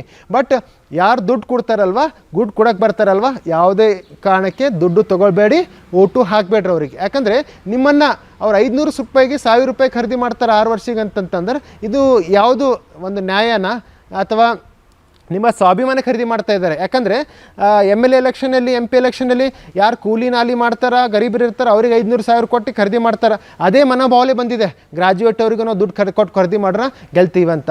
ಈಗ ನೋಡಿ 1.5 ಲಕ್ಷ ವೋಟರ್ಸ್ ಇದ್ದಾರೆ, ಒಂದು 25-30 ಸಾವಿರ ಓಟ್ ತೊಗೊಂಡ್ರೆ ಗೆಲ್ತೀವಿ. 30,000ಕ್ಕೆ 1,000 ಕೊಟ್ಟರೆ 3 ಕೋಟಿ ಆಯಿತು. 3 ಕೋಟಿ ಹೋಗಲ್ಲಕ್ಕ 2 ಕೋಟಿ ಪಗಾರ ಬರ್ತದೆ, ನಾವು MLC ಇದ್ದಂಗೆ ಇರ್ತೀವಿ ಅಂಥೇಳಿ ಖರ್ಚು ಮಾಡೋಕ್ಕೆ ನಾನೀನಿ ಅಂತ ಇದ್ದಾರೆ. ಮತ್ತೊಬ್ಬರು ಇಂಡಿಪೆಂಡೆಂಟ್ ಪ್ರತಾಪ್ ರೆಡ್ಡಿ ಅಂತ ಗಣಿ ದನಿ ಇದ್ದಾರೆ, ಅವರು ಬಳ್ಳಾರಿಯಿಂದ ಅವ್ರು ಬಂದು ಇಲ್ಲೇ ಟಿಕಾಣ ಹೊಡೆದಾರೆ ಗುಲ್ಬರ್ಗಾದಾಗ. ಏನಂತಂದರೆ ಲಾಸ್ಟ್ ಟೈಮು ನಾವು ಕೇಳಲ್ಪಟ್ಟಿದ್ದೀವಿ, BJP ಕಾಂಗ್ರೆಸ್ JDS ಇವರು 3 ಜನ ದುಡ್ಡು ಹಂಚಿದ್ದಾರೆ ಮತ್ತು ಬೆಳ್ಳಿ ಕಾಯಿನ್ ಕೊಟ್ಟಿದ್ದಾರೆ ಅಂತ. ಇವರು ಈ ಸತಿ ದುಡ್ಡು ಹಂಚೋರು ಇದ್ದಾರೆ ಅಂತ ಗೊತ್ತಾಗಿದೆ ನಮಗೆ. ಮತ್ತು ಮಾತುಕತೆ ಅಲ್ಲಿ ಇಲ್ಲಿ ಚಾಲೂ ಆಗಿದೆ ಅಂತ. ಅಂದರೆ ನೀವೇನು ಬಳ್ಳಾರಿಲಿಂದ ಬಂದು ಗುಲ್ಬರ್ಗಾದವ್ರಿಗೆ ಫೂಲ್ ಮಾಡ್ತೀರ ಅಂದ್ಕೊಂಡಿದ್ದಾರಾ ಅಥವಾ ಗ್ರ್ಯಾಜುಯೇಟ್ಸ್ ಅವ್ರಿಗೆ ಫೂಲ್ ಮಾಡ್ಕೊಂಡಿದ್ದಾರೆ ಅಂದರೆ ಇದು ಅಸಾಧ್ಯದ ಮಾತು. ನಮ್ಮ ಗ್ರ್ಯಾಜುಯೇಟ್ಸ್, ಸ್ಪೆಷಲಿ ಯೂತ್ಸ್ ಗ್ರ್ಯಾಜುಯೇಟ್ ಇರ್ಬೋದು, ಮತ್ತು ಯಾರು ಇವತ್ತು ಗರೀಬ್ ಪರಿಸ್ಥಿತಿಯಿಂದ ಓದಿ ಬಂದು ಗ್ರ್ಯಾಜುಯೇಷನ್ ಮುಗಿಸಿದಾರಲ್ಲ ಅವರಿಗೆ ಗೊತ್ತಿದೆ ನಾವು ಯಾರಿಗೆ ಓಟ್ ಹಾಕಬೇಕು, ನಮಗೆ ನ್ಯಾಯ ಯಾವಾಗ ಸಿಗುತ್ತದ, ನಮ್ಮ ಕೂಗು ಯಾರು ವಿಧಾನ ಪರಿಷತ್ತಲ್ಲಿ ತೊಗೊಂಡು ಹೋಗ್ತಾರಲ್ಲ ಅವ್ರಿಗೆ ಓಟ್ ಹಾಕಿರ್ತೀನಿ ಅಂತ ಹೇಳಿದರೆ ಸೂಕ್ತ ಅಭ್ಯರ್ಥಿಗೆ ಓಟ್ ಹಾಕಿ ಅಂತ ತಮ್ಮ ಮಾಧ್ಯಮ ಮೂಲಕ ಹೇಳಕ್ಕೆ ಇಷ್ಟಪಡ್ತೀನಿ ರೀ. ನೆಕ್ಸ್ಟ್ ಇನ್ನೊಂದು ತಾವು ಹೇಳಿದ್ರಿ ಅವರಿಬ್ಬರು BJP ಮತ್ತು ಕಾಂಗ್ರೆಸ್ ಅಭ್ಯರ್ಥಿಗಳನ್ನು ಕಂದರೆ ನಾನು ಕೋರ್ಟಿಗೆ ಹೋಗ್ತೀನಿ, ಸೋತರೂ ಕೂಡ ಅವರ ಪದವಿ ಅನರ್ಹ ಅಂದಾಗ ಕೂಡ ತಾವು ಹೋರಾಟ ಮಾಡಬೇಕಲ್ಲ. ನಾನು ಹೇಳ್ತಿರೋದು ಯಾರೇ ಗೆದಲಿ ಅಂತ, BJP ಗೆದ್ದರೆ BJP ವಿರುದ್ಧ ಹೋಗ್ತೀನಿ, ಮತ್ತು ಕಾಂಗ್ರೆಸ್ ಗೆದ್ದರೆ ಕಾಂಗ್ರೆಸ್ ವಿರುದ್ಧ ಹೋಗ್ತೀನಿ ಅಂತ. ಮತ್ತು ನಂದು ಇನ್ನೊಂದು ಏನಿದೆ ಅಂದರೆ ನಾನು ಸೋತ್ರೂ ನಾನು ಸೋಲಿ ಗೆದ್ದಿಲಿ, ನಾನು ಸೋತಿದ್ರೆ ಪಬ್ಲಿಕ್ ನನ್ನೊಂದು ಮ್ಯಾನಿಫೆಸ್ಟೋ ಇದೆ 10 ಪಾಯಿಂಟ್ಸ್ ನಾನು ಏನು ಮಾಡಬೇಕಂತ ಇದ್ದೀನಿ ಎಲ್ಲ ಸೆಕ್ಟರ್ ಗ್ರ್ಯಾಜುಯೇಟ್ಸ್ಗಂತ, ಆ ಕೆಲಸ ಮಾಡ್ತೀನಿ. ಸೋತ್ರೆ ನಾನು 100 ದಿವಸ ಮುಗಿಯೋವರೆಗೆ ಒಂದು ಹೆಲ್ಪ್ಲೈನ್ ಮಾಡ್ತೀನಿ ಗ್ರ್ಯಾಜುಯೇಟ್ಸ್ಗೋಸ್ಕರ, ಒಂದು ನಂಬರ್ ಲಾಂಚ್ ಮಾಡ್ತೀನಿ. ಆ ನಂಬರ್ಗೆ ಫೋನ್ ಮಾಡಿದ್ರೆ 24/7 ಗ್ರ್ಯಾಜುಯೇಟ್ ಏನು ಇಶ್ಯೂ ಇದ್ರೂ ನಾವು ಬಂದು ರಿಸಾಲ್ವ್ ಮಾಡ್ತೀವಿ. ಒಂದು. ಎರಡನೇದು ಥ್ರೂ ವಾಟ್ಸಪ್ಪು ಅವ್ರು ಮೆಸೇಜ್ ಮಾಡ್ಬೋದು ಏನು ಇಶ್ಯೂ ಇದೆ ಅಂತ ಆ ನಂಬರ್ಗೆ. ಮೂರನೇದು ಕಾಲ್ ಸೆಂಟ್ರಿಗೆ ಫೋನ್ ಮಾಡೋದ ಮೂಲಕನೂ ನಾವು ರೆಸ್ಪಾನ್ಸ್ ಮಾಡ್ತೀವಿ. ಮತ್ತು ಈ ನಾರ್ತ್ ಈಸ್ಟ್ ಭಾಗದ ಹೆಡ್ ಕ್ವಾರ್ಟರ್ ಅಥವಾ ಒಂದು ಎಲ್ಲಿ ಜಾಸ್ತಿ ಗ್ರ್ಯಾಜುಯೇಟ್ ಬರೋಕ್ಕೆ ಹೋಗೋಕ್ಕೆ ಅನುಕೂಲ ಆಗುತ್ತಲ್ಲ ಆ ಜಾಗದಲ್ಲಿ ಒಂದು ಆಫೀಸ್ ಓಪನ್ ಮಾಡಿಬಿಟ್ಟು ಗ್ರ್ಯಾಜುಯೇಟ್ ಕುಂದುಕೊರತೆ ಆಲಿಸ್ತೀವಿ. ನಾವು ಸೋಲಿ ಗೆದ್ದಿಲಿ ಅಂದರೆ ಸೋತರೂ ನಾವು ಗ್ರೌಂಡಲ್ಲಿ ಇರ್ತೀವಿ ಮತ್ತು 100 ದಿವಸದಲ್ಲಿ ನಾವು ಇದು ಮಾಡ್ತೀವಿ ಅಂತ ಓಪನ್ ಚಾಲೆಂಜ್ ಕೊಡ್ತಾ ಇದ್ದೀನಿ. ನೀವು ಸೋಲಿ ಗೆಲ್ಲಿ ನೀವು ಮಾಡ್ತೀರ ಅದು ಈಗ ಅಮರ್ನಾಥ್ ಪಾಟೀಲ್ ಅವ್ರ ಬಗ್ಗೆ ಹೇಳಿದ್ರೆ ಅವ್ರ ಪದವಿ ಅನರ್ಹ ಅದಂತ, ಅವರು ಗೆದಿಲಿ ಸೋಲಿ ಆ ಪದವಿ ಹೈಕೋರ್ಟ್ ಅಲ್ಲಿ ಕೇಸ್ ಹಾಕ್ತೀನಿ ಸರ್ ಅಮರ್ನಾಥ್ ಪಾಟೀಲ್ ವಿರುದ್ಧ. ಶರಣು ಐಟಿ ಅವರು ಸತ್ಯದ ಹಿಂದೆ ತಳಹದ ಹಿಂದೆ ಹೋರಾಡ್ತಾರೆ, ಅವರು ಯಾವುದೇ ಅದನ್ನು ಸ್ಪಷ್ಟನೆ ನೀಡುತ್ತಾರೆ ಗುಲ್ಬರ್ಗ ಜನರ ಮನೋಭಾವನೆ ಇದೆ. ಅದಕ್ಕೆ ತಾವು ಅಮರ್ನಾಥ್ ಪಾಟೀಲ್ ಅವರ ಬಗ್ಗೆ ಹೇಳಿದ್ದಕ್ಕೆ ನಾನು ಹೈಕೋರ್ಟಲ್ಲಿ ಕೇಸ್ ಹಾಕ್ತೀನಿ ಸರ್. ಆಲ್ರೆಡಿ ನಾನು ನಮ್ಮ ಹೈಕೋರ್ಟ್ ಅಡ್ವೊಕೇಟ್ ಹತ್ರ ಡಿಸ್ಕಸ್ ಮಾಡಿದ್ದೀನಿ. 3ನೇ ತಾರೀಕು ಎಲೆಕ್ಷನ್ ಆದಮೇಲೆ 6th ಕೌಂಟಿಂಗ್ ಆಗುತ್ತೆ. ಒಂದು ಸರ್ಟಿಫೈಡ್ ಕಾಪೀಸ್ ತೊಗೋಬೇಕಾಗುತ್ತೆ, ಎಲ್ಲ ಅಫಿಡವಿಟ್ಸ್ ಎಲ್ಲ ತೊಗೊಂಡ್ಬಿಟ್ಟು ಒಂದು 10-15 ದಿವಸದಲ್ಲಿ ನಾನು ಕೋರ್ಟ್ ಕೇಸ್ ಹಾಕಿ ಕೋರ್ಟಿಗೆ ಹೋಗೋದು ಶತಸಿದ್ಧ ಸರ್. ಈಗ ತಮ್ಮ ಭಾಗದಾಗ ಬಂದಾಗ ಶಾಲಾ ಕಾಲೇಜುಗಳು ಯಾವ ಹಂತದಲ್ಲಿದೆ, ಯಾವ ಪರಿಸ್ಥಿತಿಯಲ್ಲಿದೆ, ತಾವು ಕೂಡ ಸುತ್ತಾಡಿದ್ರಿ ಈ ಭಾಗದವರು, ಯಾವ ಹಂತದಲ್ಲಿದೆ ಅಂತ ತಾವು ನೋಡಿದ್ದೀರಾ? ಎಸ್, 2 ಟೈಪ್ ಇದೆ. ಒಂದು ಗೌರ್ಮೆಂಟ್ ಕಾಲೇಜಸ್ಸು, ಗೌರ್ಮೆಂಟ್ ಸ್ಕೂಲ್ಸ್, ಒಂದು ಪ್ರೈವೇಟ್, ಎರಡು ನಾವು ಕಂಪೇರ್ ಮಾಡಬೇಕಾಗುತ್ತೆ. ಸರ್ಕಾರಿ ಶಾಲೆಗಳ ಬಗ್ಗೆ ಹೇಳೋದು, ಯಾಕಂದ್ರೆ ನಮ್ಮ ಮಕ್ಕಳು ಇರೋದು ಸರ್ಕಾರಿ ಶಾಲೆಯಲ್ಲಿ, ಸರ್ಕಾರಿ ಮಕ್ಕಳಿಗೆ ಆದ್ಯತೆ ಕೊಡೋದು. ಇವು ಖಾಸಗಿ ಶಾಲೆಗಳು ಅಂದರೆ ಅನುದಾನಿತ ಶಾಲೆಗಳು ಬೇರೆ, ಖಾಸಗಿ ಶಾಲೆಗಳು ಏನೋ ಬಹಳ ಕಾರಣದಲ್ಲಿ ಬೆಳೆದಿವೆ, ಸರ್ಕಾರಿ ಶಾಲೆಗಳನ್ನು ಗಮನ ಕೊಟ್ಟಿದ್ದೀರಾ ಸರ್? ನೋಡಿ, ಸರ್ಕಾರ ಶಾಲೆಗಳಿಗೆ ತುಂಬ ವಿಸಿಟ್ ಮಾಡಿದ್ದೀನಿ. ಮತ್ತು ನಾನು ಕಳೆದ ವರ್ಷ ಸರ್ಕಾರಿ ಶಾಲೆಯಲ್ಲಿ ಸಾಕ್ಸ್ ಏನು ಕೊಡ್ತಾರೆ ಅದಕ್ಕೆ 137 ಕೋಟಿ ರೂಪಾಯಿ ಬಿಡುಗಡೆ ಆಗಿತ್ತು. ಶೂದವರು ಅಂತಂದರೆ ಶಾಲಾ SDMC ಕಮಿಟಿ ಮತ್ತು ಉಪಾಧ್ಯಾಯರು HM ಅವ್ರು ಸೇರಿಬಿಟ್ಟು ಖರೀದಿ ಮಾಡಬೇಕು. ಅದು ಲೋ ಕ್ವಾಲಿಟಿ ಖರೀದಿ ಮಾಡಿಬಿಟ್ಟು ಮಕ್ಕಳದ್ದು 2-3 ತಿಂಗಳಲ್ಲಿ ಕಿತ್ತೋಗಿತ್ತು. ಅದು ನಾನು ಹೋರಾಟ ಮಾಡಿ ಈ ಭಾಗದ ಈಶಾನ್ಯ ಕರ್ನಾಟಕ ಏನು ಗುಲ್ಬರ್ಗ ಎಜುಕೇಷನ್ ಕಮಿಷನರ್ ಆಫೀಸ್ ಇದೆ ಅಲ್ವಾ, ನಾನು ಮಾಡಿದ್ಕೋಸ್ಕರ ಸ್ಟಿಂಗ್ ಆಪರೇಷನ್ ಮಾಡಿದ್ಕೋಸ್ಕರ ಎಲ್ಲ ಸ್ಕೂಲಲ್ಲಿ ಯಾರ್ಯಾರು ಹರಿದು ಹೋಗಿದ್ದ ಶೂ ವಾಪಸ್ ಹೊಸದಾಗಿ ಇಸ್ಕೊಡೋದಂಥ ಕೆಲಸ ಮಾಡಿದ್ದೀನಿ ನಾನು ಇದಕ್ಕಿಂತ ಮುಂಚೆ ಒಂದು ಶೂ ಗೌರ್ಮೆಂಟ್ ಸ್ಕೂಲಲ್ಲಿ ಈ ಥರ. ಮತ್ತು ನಾನು ಹೇಳೋಕ್ಕೆ ಇಷ್ಟಪಡ್ತೀನಿ, ನಾನು ಸುಮಾರು ಜನಕ್ಕೆ ಮೀಟ್ ಆಗಿದ್ದೀನಿ ಟೀಚರ್ಸ್. ಅವ್ರು ಅಂತಾರೆ ನಮಗೆ ಗೌರ್ಮೆಂಟ್ ಪಗಾರ ಬರುತ್ತೆ, ಬಟ್ ನಮಗೆ ಕ್ವಾಲಿಟಿ ಅಪ್ಗ್ರೇಡೇಷನ್. ಈಗ ಒಬ್ಬರು ಗೌರ್ಮೆಂಟ್ ಟೀಚರ್ ಇದ್ದಾರೆ ಅಂತಂತಂದರೆ ಅವ್ರು ಕಲ್ತು ಬಂದಾಗ BSc B.Ed ಮಾಡಿದಾಗ ಒಂದು ಬೇರೆ ಇರುತ್ತೆ. ಈಗ ಟ್ರೆಂಡ್ ಚೇಂಜ್ ಆಗಿರುತ್ತೆ. ಪ್ರೈವೇಟ್ ಸ್ಕೂಲ್ ಯಾಕೆ ಸಕ್ಸಸ್ ಇದೆ ಅಂತಂದರೆ ಅವ್ರ ಟೀಚರ್ಸ್ಗೆ ಅಪ್ಗ್ರೇಡ್ ಮಾಡ್ತಾರೆ, ಟ್ರೈನಿಂಗ್ ಕೊಡಿಸ್ತಾರೆ, ಅಥವಾ ಯಾರು ಕೆಪೇಬಲ್ ಹೊಸದಾಗಿ ಮುಗಿಸಿರ್ತಾರೆ ಅವ್ರಿಗೆ ತೊಗೊಳ್ತಾರೆ. ಇವ್ರು ಒಂದು ಸತಿ ಗೌರ್ಮೆಂಟ್ ಒಳಗೆ ಸೇರಿದ ಮೇಲೆ ಅವ್ರು ರಿಟೈರ್ಮೆಂಟ್ ಆಗೋರಿಗೆ ಹಾಗೆ ಇರ್ತಾರೆ. ಅವ್ರಿಗೆ ನೀವು ಚಂದ ಪಾಠ ಕಲ್ಸಂಗೆ ಮಾಡಬೇಕಿತ್ತಂತಂದ್ರೆ ಗೌರ್ಮೆಂಟ್ದು ಹಿತಾಸಕ್ತಿ ಇದೆ, ಮತ್ತು ಎಲೆಕ್ಟೆಡ್ ರಿಪ್ರೆಸೆಂಟೇಟಿವ್ MLC MLA MPದು ಹಿತಾಸಕ್ತಿ ಇದೆ. ಅವರಿಗೆ ನೀವು ಟ್ರೈನಿಂಗ್ ಕೊಡಬೇಕು, ಸ್ಕಿಲ್ ಅಪ್ಗ್ರೇಡ್ ಮಾಡಬೇಕು, ಟೀಚಿಂಗ್ ಮೆಥಡ್ ತಿಳಿಸ್ಬೇಕು, ಮತ್ತು ಟೀಚಿಂಗ್ ಏಡ್ಸ್ ಅಂತ ಬರುತ್ತೆ. ಇವತ್ತಿನ ದಿವಸ ಒಂದು ವಿಜ್ಞಾನದ ಭಾಗ ಒಂದು ಸಬ್ಜೆಕ್ಟ್ ಇರ್ಬೋದು, ಹೃದಯ ಹೆಂಗಿರುತ್ತೆ, ಶ್ವಾಸಕೋಶ ಹೆಂಗಿರುತ್ತೆ, ಪಾರ್ಟ್ಸ್ ಆಫ್ ದ ಬಾಡಿ, ಆ ಥರ ಏನು ಈಗ ಪ್ರೈವೇಟ್ ಸ್ಕೂಲ್ಸಲ್ಲೆಲ್ಲ ಟೀಚಿಂಗ್ ಮಟೀರಿಯಲ್ಸ್ ಅಂತಿರುತ್ತೆ, ಟೀಚಿಂಗ್ ಏಡ್ಸ್, ಅದೆಲ್ಲ ಕೊಟ್ಬಿಟ್ಟು ತೋರಿಸ್ಬಿಟ್ಟು ಮಕ್ಕಳಿಗೆ ಲೈವ್ ಆಗಿ ಪ್ರಾಕ್ಟಿಕಲಾಗಿ ಟೀಚಿಂಗ್ ಮಾಡ್ತಾರಲ್ವ, ಆ ಥರ ಗೌರ್ಮೆಂಟ್ ಅವರು ಒಂದು ಸ್ಕೂಲಿಗೆ ನೀವು ತಿಂಗಳ 10 ಲಕ್ಷ ರೂಪಾಯಿ ಸ್ಯಾಲ್ರಿ ಕೊಡ್ತೀರಿ. ಆ ಟೀಚಿಂಗ್ ಏಡ್ಸ್ ಓನ್ಲಿ ಒಂದು ಅಕಾಡೆಮಿಕ್ ಇಯರ್ಗೆ 50,000 ಖರ್ಚು ಮಾಡಿದ್ರೆ ಬರುತ್ತೆ. ಯಾಕೆ ಇಷ್ಟು ಸ್ಮಾಲ್ ಅಮೌಂಟ್ ಖರ್ಚು ಮಾಡೋಕ್ಕೆ ರೆಡಿ ಇಲ್ಲ? ಮತ್ತು MLC ಅವ್ರು ಯಾಕೆ ಇದ್ರ ಬಗ್ಗೆ ವಿಷಯ ತೊಗೊಳ್ತಾ ಇಲ್ಲ? ಯಾಕಂದರೆ ಸ್ಕಿಲ್ಸ್ ಇಂಪ್ರೂವ್ ಆದಾಗ ತಾನೇ ಹುಡುಗರು ಬುದ್ಧಿಮಟ್ಟ ಇನ್ಕ್ರೀಸ್ ಆಗುತ್ತೆ, ಮತ್ತು ಕಲಿಯುವ ಲರ್ನಿಂಗ್ ಸ್ಕಿಲ್ಸ್ ಇಂಪ್ರೂವ್ ಆಗುತ್ತೆ. ನಾವು ಹೇಳೋದು ನೀವು ಶಾಲಾ ಕಾಲೇಜು ಮಕ್ಕಳು ಕೂಡುವಂಥ ಸ್ಥಳಗಳಲ್ಲಿ ಬಿಲ್ಡಿಂಗ್ ಸುಮಾರು 50%ಗಿಂತ ಹೆಚ್ಚಿಗೆ ಬಿದ್ದೋಗೋ ಬಿಲ್ಡಿಂಗ್ ಇದೆ, ಎನಿ ಟೈಮ್ ಬೀಳುತ್ತೆ ಅಂತ. ಸಪೋಸ್ ಈಗ ಗೌರ್ಮೆಂಟ್ ಸ್ಕೂಲಲ್ಲಿ ಓದೋರು ಮಕ್ಕಳು ಯಾರು ಗರೀಬರ ಮಕ್ಕಳು, ಅವ್ರಿಗೆ ಯಾರ್ಲಿಂದ ದುಡ್ಡು ಕೊಟ್ಟು ಕಳ್ಸೋಕ್ಕಾಗಲ್ಲ ಪ್ರೈವೇಟಲ್ಲಿ, ಅವ್ರು ಹೋಗ್ತಾರೆ. ಏನು ಥೋಡಿ ಎಲೆಕ್ಟೆಡ್ ರಿಪ್ರೆಸೆಂಟೇಟಿವ್ ಮಕ್ಕಳು ಹೋಗ್ತಾರೆ, ಗೌರ್ಮೆಂಟ್ ಸರ್ವೆಂಟ್ ಮಕ್ಕಳು ಹೋಗ್ತಾರೆ, ಯಾರೂ ಹೋಗೋದಿಲ್ಲ. ಸೊ ಅಲ್ಲಿ ಬಿಲ್ಡಿಂಗ್ ಬಿದ್ದೋಗೋ ಪರಿಸ್ಥಿತಿಯಲ್ಲಿದೆ. ಬಿದ್ದು ಹೋದರೆ ಯಾರು ಜವಾಬ್ದಾರಿ? ನಾವು ಅದಕ್ಕೆ ಕೇಳೋಕ್ಕೆ ಇಷ್ಟಪಡ್ತೀರಿ. ಇಷ್ಟೆಲ್ಲ ನೀವು ದುಡ್ಡು ಖರ್ಚು ಮಾಡ್ತೀರಂದರೆ ಬಿಲ್ಡಿಂಗು ಸ್ವಲ್ಪ ಇನ್ಫ್ರಾಸ್ಟ್ರಕ್ಚರ್ಗೋಸ್ಕರ ಗಮನ ಕೊಡಿ, ಕ್ವಾಲಿಟಿ ಆಫ್ ಟೀಚಿಂಗ್ಗೂ ಗಮನ ಕೊಡಿ. ಇದು ಅಲ್ಲದೆ ಪ್ರೈವೇಟ್ ಟೀಚರ್ಸ್ ಒಂದು ಇಶ್ಯೂ ಇದೆ ಸರ್, ಸ್ಪೆಷಲಿ ನನ್ನ ಮ್ಯಾನಿಫೆಸ್ಟೋದಲ್ಲಿ ಇದೆ.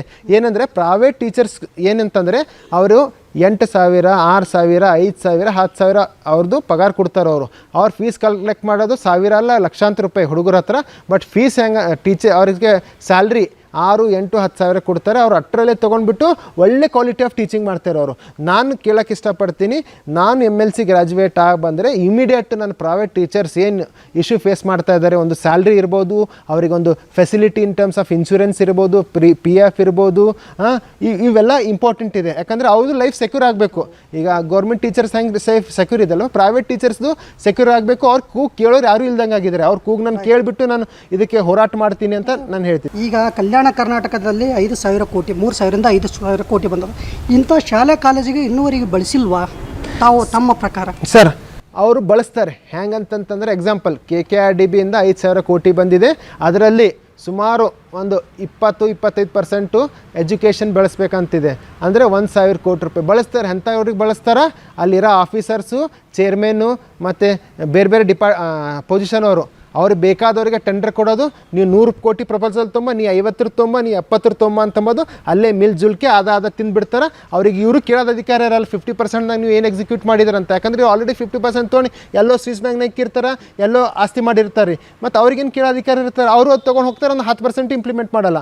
ನಮ್ಮಲ್ಲಿ ದುಡ್ಡಿನ ರಿಸೋರ್ಸು ಇದೆ, ಮತ್ತು ಒಳ್ಳೆ ಸ್ಟಾಫ್ಸು ಸಿಗ್ತಾರೆ, ಎಜುಕೇಟೆಡ್ ಇದ್ದಾರೆ. ಅದನ್ನು ಪರಿಪೂರ್ಣದಲ್ಲಿ ಇಂಪ್ಲಿಮೆಂಟ್ ಮಾಡೋಕ್ಕೆ ಈ ರಾಜಕೀಯ ವ್ಯಕ್ತಿಗಳೇನಿದ್ದಾರೆ ನಾರ್ತ್ ಈಸ್ಟ್ ಭಾಗದಲ್ಲಿ, ಕಲ್ಯಾಣ ಕರ್ನಾಟಕ ಭಾಗದಲ್ಲಿ ಹಿತಾಸಕ್ತಿ ಕೊರತೆ ಆಗ್ತಾ ಇದೆ. ಆ ಕೊರತೆ ಇರಲಿಲ್ಲ ಅಂದ್ರೆ ನಾವೆಲ್ಲೋ ಹೋಗ್ತೀವಿ. ಈಗ ಹುಬ್ಳಿ ನೋಡಿ, ಮೈಸೂರು ನೋಡಿ, ಅಲ್ಲಿ IIT ಇದೆ, ಮತ್ತು NIT ಇದೆ, ಎಲ್ಲ ಕಾಲೇಜಸ್ ಟಾಪ್ ಪ್ರೀಮಿಯಂ ಇನ್ಸ್ಟಿಟ್ಯೂಷನ್ಸ್ ಇದೆ. ನಮ್ಮ ಭಾಗಕ್ಕೆ ಪ್ರೀಮಿಯಂ ಇನ್ಸ್ಟಿಟ್ಯೂಷನ್ ಬರೋದು ಬೇಡನಾ? ನಾನು ಕೇಳೋಕ್ಕೆ ಇಷ್ಟಪಡ್ತೀನಿ ಎಲ್ಲ MP ಮತ್ತು MLAಸು ಮತ್ತು MLCಗೆ, ಯಾಕೆ ನಮ್ಮ ಮಕ್ಕಳು ಓದಬಾರ್ದಾ? ಟಾಪ್ ಪ್ರೀಮಿಯಮಲ್ಲಿ ಓದಬೇಕಿತ್ತಂದರೆ ಬೆಂಗಳೂರು, ಮೈಸೂರು, ಹುಬ್ಳಿ ಆ ಕಡೆನೇ ಹೋಗಬೇಕಾ? ಯಾಕೆ ಇಲ್ಲಿ ಬರೋಕ್ಕೆ ತರೋಕ್ಕಾಗಲ್ವ ನಿಮ್ಮ ಕೈಲಿ? ನಿಮ್ಮ ಹತ್ರ ಧೈರ್ಯ ಇಲ್ವಾ? ಅಥವಾ ತಂದರೆ ನಮಗೆ ಕ್ವಶನ್ ಕೇಳ್ತಾರೆ ಇರು, ಮತ್ತು ಓದಿ ನಮಗೆ ಕಾಂಪಿಟೇಷನ್ ಕೊಡ್ತಾರೆ ಅಂತ ನೀವು ಅಂದ್ಕೊಂಡಿದ್ದೀರಾ? ಇದು ಒಂದು ಇಂಪಾರ್ಟೆಂಟ್ ಲ್ಯಾಕಿಂಗ್ ಇದೆ. ಅದಕ್ಕೆ ಒಂದು ಇಂಡಿಪೆಂಡೆಂಟ್ ಪಕ್ಷೇತರ ಅಭ್ಯರ್ಥಿಗೆ ನೀವು ಬೆಂಬಲಿಸಿದರೆ, ಪಕ್ಷೇತರ ಎಲ್ಲರದ್ದು ಕಿವಿ ಹಿಂದೆ ಕೆಲಸ ಮಾಡ್ತಾರೆ ಅವರು. ಒಂದು BJP ಇರ್ಬೋದು, ಕಾಂಗ್ರೆಸ್ ಇರ್ಬೋದು, JDS ಇರ್ಬೋದು. ಇಲ್ಲಾಂದರೆ ಪಕ್ಷದವರು ನಮ್ಮದೇ ಪ್ರೈವೇಟ್ ಲಿಮಿಟೆಡ್ ಕಂಪ್ನಿ ಅಂತ ಅವ್ರು ಮಾಡಿದ್ದೆ ಆಗಿದೆ. ಈಗ ತಾವೇ ಹೇಳಿದ್ರಿ ಒಂದು ಕಡೆ ಏನಂತಂದ್ರೆ ಪರ್ಸೆಂಟೇಜ್ ಆಧಾರದ ಮೇಲೆ ಅಲ್ಲಿನ ದುರ್ಬಳಕೆ ಆಗ್ತಿದೆ ಅಂತ. ಇಲ್ಲಿ ಹೋರಾಟಗಾರರ ಇಚ್ಛಾಶಕ್ತಿನೇ ಇಲ್ಲ. ಬಡವರ ಮಕ್ಕಳು ನಮ್ಮ ಮಕ್ಕಳು ಅಭಿವೃದ್ಧಿ ಆಗಬೇಕು ಮತ್ತು ನಮ್ಮ ಭಾಗ ಅಭಿವೃದ್ಧಿ ಆಗಬೇಕು. ನಮ್ಮ ಮಕ್ಕಳು ಇವತ್ತು ಉಪವಾಸ ಬೀಳುತ್ತಿದ್ದಾರೆ. ಬಿಸಿ ಊಟದಲ್ಲಿ ಈ ರೀತಿ ಇದೆ, ಕೂಡಲು ಸ್ಥಳ ಇಲ್ಲ, ಶೌಚಾಲಯಕ್ಕೆ ಹೋಗಲು ಇದಿಲ್ಲ. ಯಾಕೆ ಆ ರೀತಿ? ರಾಜಕೀಯಕ್ಕೆ ತುತ್ತಾಗ್ತಾ ಇದ್ದಾರಾ ಅಥವಾ ಯಾವ ಬೇಸ್ ಮ್ಯಾಗ ಒಟ್ಟು ಮಾತಾಡ್ತಾ ಇಲ್ಲ ನಮ್ಮ ಹೋರಾಟಗಾರರು ಟೋಟಲಿ ಈ ಭಾಗದ? ಸರ್ ನೋಡಿ, ಆಫೀಸರ್ಸ್ ಲಾಬಿ ಹೆಂಗಿದೆ ಮತ್ತು ಎಲೆಕ್ಟೆಡ್ ರಿಪ್ರೆಸೆಂಟೇಟಿವ್ ಲಾಬಿ ಹೆಂಗಿದೆ ಅಂದರೆ, ಒಬ್ಬ ಹೋರಾಟ ಮಾಡ್ಲಿಕ್ಕೆ ಬಂದನಂತಂದ್ರೆ ಬಿಡೇಬಾರ್ದು, ಅವ್ನು ಒಟ್ಟು ವಾಯ್ಸ್ ನಿಲ್ಲಿಸ್ಬೇಕಂತ ಎಲ್ಲ ರೀತಿ ಅವನಿಗೆ ಹಿಂದೆ ಬೀಳ್ತಾರೆ. ಪೊಲೀಸ್ ಸ್ಟೇಷನ್ ಟಾರ್ಚರ್ ಆಗಿರ್ಬೋದು, ಫ್ಯಾಮಿಲಿ ಟಾರ್ಚರ್ ಆಗಿರ್ಬೋದು, ಅವ್ನ ಬ್ಯಾಕ್ಗ್ರೌಂಡ್ ಇದು ನೋಡ್ರಿ, ಒಟ್ಟು ಹೆಂಗಾದ್ರೂ ಮಾಡಿ ಪ್ಯಾಕ್ ಮಾಡಬೇಕು ಅಥವಾ ಅಂಜಿಸಬೇಕು, ಓಟ್ ಕಳಿಸ್ಬೇಕು ಅನ್ನೋದು ಒಂದೇ ಇರುತ್ತೆ. ತಾವು ನೋಡಿರ್ಬೋದು ಎಷ್ಟೋ ಜನ ಹೋರಾಟಗಾರಿದ್ದಾರೆ. ನಮಗೆಲ್ಲ ಮಾರ್ಗದರ್ಶಕರು ಯಾರಂದರೆ SK ಕಾಂತ ಅಂತವರು. ಯಾಕಂದರೆ ಒಂದು ಸತಿ ಇಶ್ಯೂ ತೊಗೊಂಡ್ರೆ ಅದು ಕಡೆಗೆ ಹಚ್ಚೋವರೆಗೂ ಬಿಡೋದಿಲ್ಲ. ಆ ಥರನೇ ನಾವು ಇಶ್ಯೂ ತೊಗೊಂಡಿದ್ದೀವಿ, ಕಡೆಗೆ ಹಚ್ಚೋವರೆಗೂ ಬಿಟ್ಟಿಲ್ಲ, ಬಿಡೋದು ಇಲ್ಲ. ನಾವು ಒಂದೇ ಅಂದ್ಕೊಂಡಿದ್ದೀವಿ, ನಮ್ಮ ಜೀವ ಹೊಡಿತಾರೆ ಲಾಸ್ಟಿಗೆ, ಅದು ಬಿಟ್ಟು ಮತ್ತೇನು ಮಾಡ್ತಾರೆ? ಒಂದು ಸತಿ ಹುಟ್ಟು ಬಂದಿದ್ದೀವಿ ನಾವು ಜನಕ್ಕೋಸ್ಕರ. ಯಾರಾದರೂ ಒಬ್ಬರು ನಿಲ್ಲಬೇಕೆ, ನಾವು ನಿಲ್ತೀವಿ ಅಂತಂದ್ರೆ ನಮ್ಮ ನೋಡಿ ಈಗ ಬೇರೆಯವ್ರು ಬರ್ತಾರೆ. ಈಗ ನಮ್ಮ ಟೀಮಲ್ಲಿ ಒಂದು 15-20 ಜನ ನಮ್ಮ ಧೈರ್ಯ ನೋಡಿಬಿಟ್ಟು ಅವರು ಕೆಲಸ ಮಾಡೋಕ್ಕೆ ಸ್ಟಾರ್ಟ್ ಮಾಡಿದ್ದಾರೆ, ಅವರು ಮಾಡ್ತಾ ಇದ್ದಾರೆ. ನಮಗೆ ಖುಷಿ ಅನಿಸುತ್ತೆ. ನಾವು ಯಾರ್ದೋ ರೋಲ್ ಮಾಡೆಲ್ ನೋಡ್ಕೊಂಡು ಬಂದಿದ್ದೀವಿ, ಯಾರೋ ಈಗ ನಮ್ಗೆ ಹೆಲ್ಪ್ ಮಾಡಿದ್ರು, ನಾವು ಯಾರಿಗೂ ಹೆಲ್ಪ್ ಮಾಡ್ತಾ ಇದ್ದೀವಿ. ಅಟ್ಲೀಸ್ಟ್ ನಮ್ಮ ಕೈಯಿಂದ ಆದಷ್ಟು ನಾವು ಸಿಸ್ಟಮ್ ಸುಧಾರಣೆ ಮಾಡೋಕ್ಕೆ ಹೋಗ್ತಾ ಇದ್ದೀವಿ.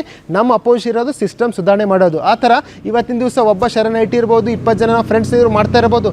ಇದು ಮುಂದೆ 100,000 ಜನ 1,000 ಜನ ಆಗಿ ಕ್ರಾಂತಿ, ಒಂದು ಸತಿ ಕ್ರಾಂತಿ ಅಂತ ನೋಡಿರ್ಬೋದು. ನಾವು ಸ್ವಾತಂತ್ರ್ಯ ಪೂರ್ವದಲ್ಲಿ ನೋಡಿರಲ್ಲ, ಸ್ವಾತಂತ್ರ್ಯ ತಗೋಕ್ಕೆ ಒಂದು ಕ್ರಾಂತಿ ಮಾಡಬೇಕಾಯ್ತು. ಈಗ ಸಿಸ್ಟಮ್ ವಿರುದ್ಧನ ಹೋರಾಟ ಮಾಡಿ ಸಿಸ್ಟಮ್ ಸರಿ ಮಾಡೋಕ್ಕೆ ಒಂದು ಕ್ರಾಂತಿನೇ ಮಾಡಬೇಕಾಗಿದೆ. ಅದು ಕ್ರಾಂತಿ ಗ್ರ್ಯಾಜುಯೇಟ್ಸಿಂದ ಚಾಲು ಆಗಬೇಕು. ಗ್ರ್ಯಾಜುಯೇಟ್ಸ್ ಅವರು ಇಂಡಿಪೆಂಡೆಂಟ್ ವ್ಯಕ್ತಿನ ಚೂಸ್ ಮಾಡೋ ಮೂಲಕ ಈ ಕ್ರಾಂತಿಯನ್ನು ನೀವು ಈಗ ಸತಿ ಹಚ್ಚಿದ್ರಂತಂದರೆ ಒಂದು ಒಳ್ಳೆ ರಿಸಲ್ಟ್ ಬರ್ಬೋದು ಮುಂದಿನ ದಿವಸಗಳಲ್ಲಿ. ಈ ಮಾತು ಬಂದಾಗ ಶರಣು ಐಟಿ ಅವರು ಗುಬ್ಬಿ ಮೇಲೆ ಬ್ರಹ್ಮಾಸ್ತ್ರ ಬಿಡ್ತಾರೆ. ರಾಜಕೀಯ ಮತ್ತು ಪ್ರಭಾವಿ ವ್ಯಕ್ತಿಗಳ ಮೇಲೆ ಯಾರ ಮೇಲೆ ಅವರು ತಮ್ಮ ಪ್ರಭಾವವನ್ನು ಬೀರಲ್ಲ ಅನ್ನೋ ಮಾತು ಬರ್ತದೆ. ಇದ್ರ ಬಗ್ಗೆ ತಾವೇನು ಹೇಳ್ತೀರಿ? ಸರ್, ನಾನೊಬ್ಬ MBA ಗ್ರ್ಯಾಜುಯೇಟ್ ಆಗಿ ನಂದೇ ಒಂದು ಬೆಂಗಳೂರಲ್ಲಿ ವರ್ಕ್ ಮಾಡ್ತಿದ್ದೆ. ಅದು ಬಿಟ್ಬಿಟ್ಟು ಗುಲ್ಬರ್ಗಾದಲ್ಲಿ IT BPO ಕಂಪನಿ ಮಾಡ್ಕೊಂಡಿದ್ದೆ.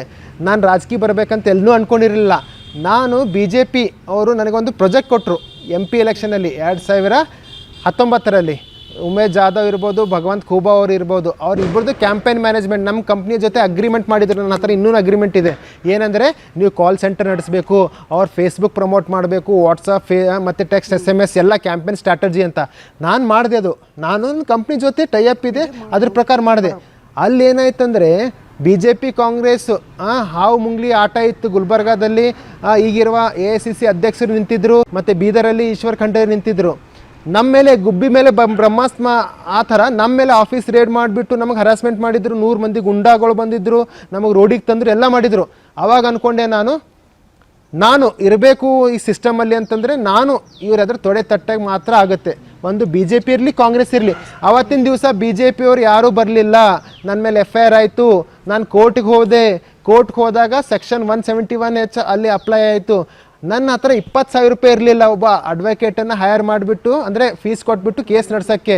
ನನಗೆ ಜಡ್ಜ್ ಅವ್ರು ಹೇಳಿದರು, ನೀನು ಸ್ವಂತ ಆರ್ಗ್ಯುಮೆಂಟ್ ಮಾಡ್ತೇನಂತ. ನನಗೆ ಅವಾಗ ಸ್ಟಾರ್ಟಿಂಗ್ ಗೊತ್ತಿರಲಿಲ್ಲ. ಈಗ ನಾನು ಮಾಡಬಲ್ಲೆ, ಪಾರ್ಟಿನ್ ಪರ್ಸನ್ ಗೊತ್ತಿರಲಿಲ್ಲ.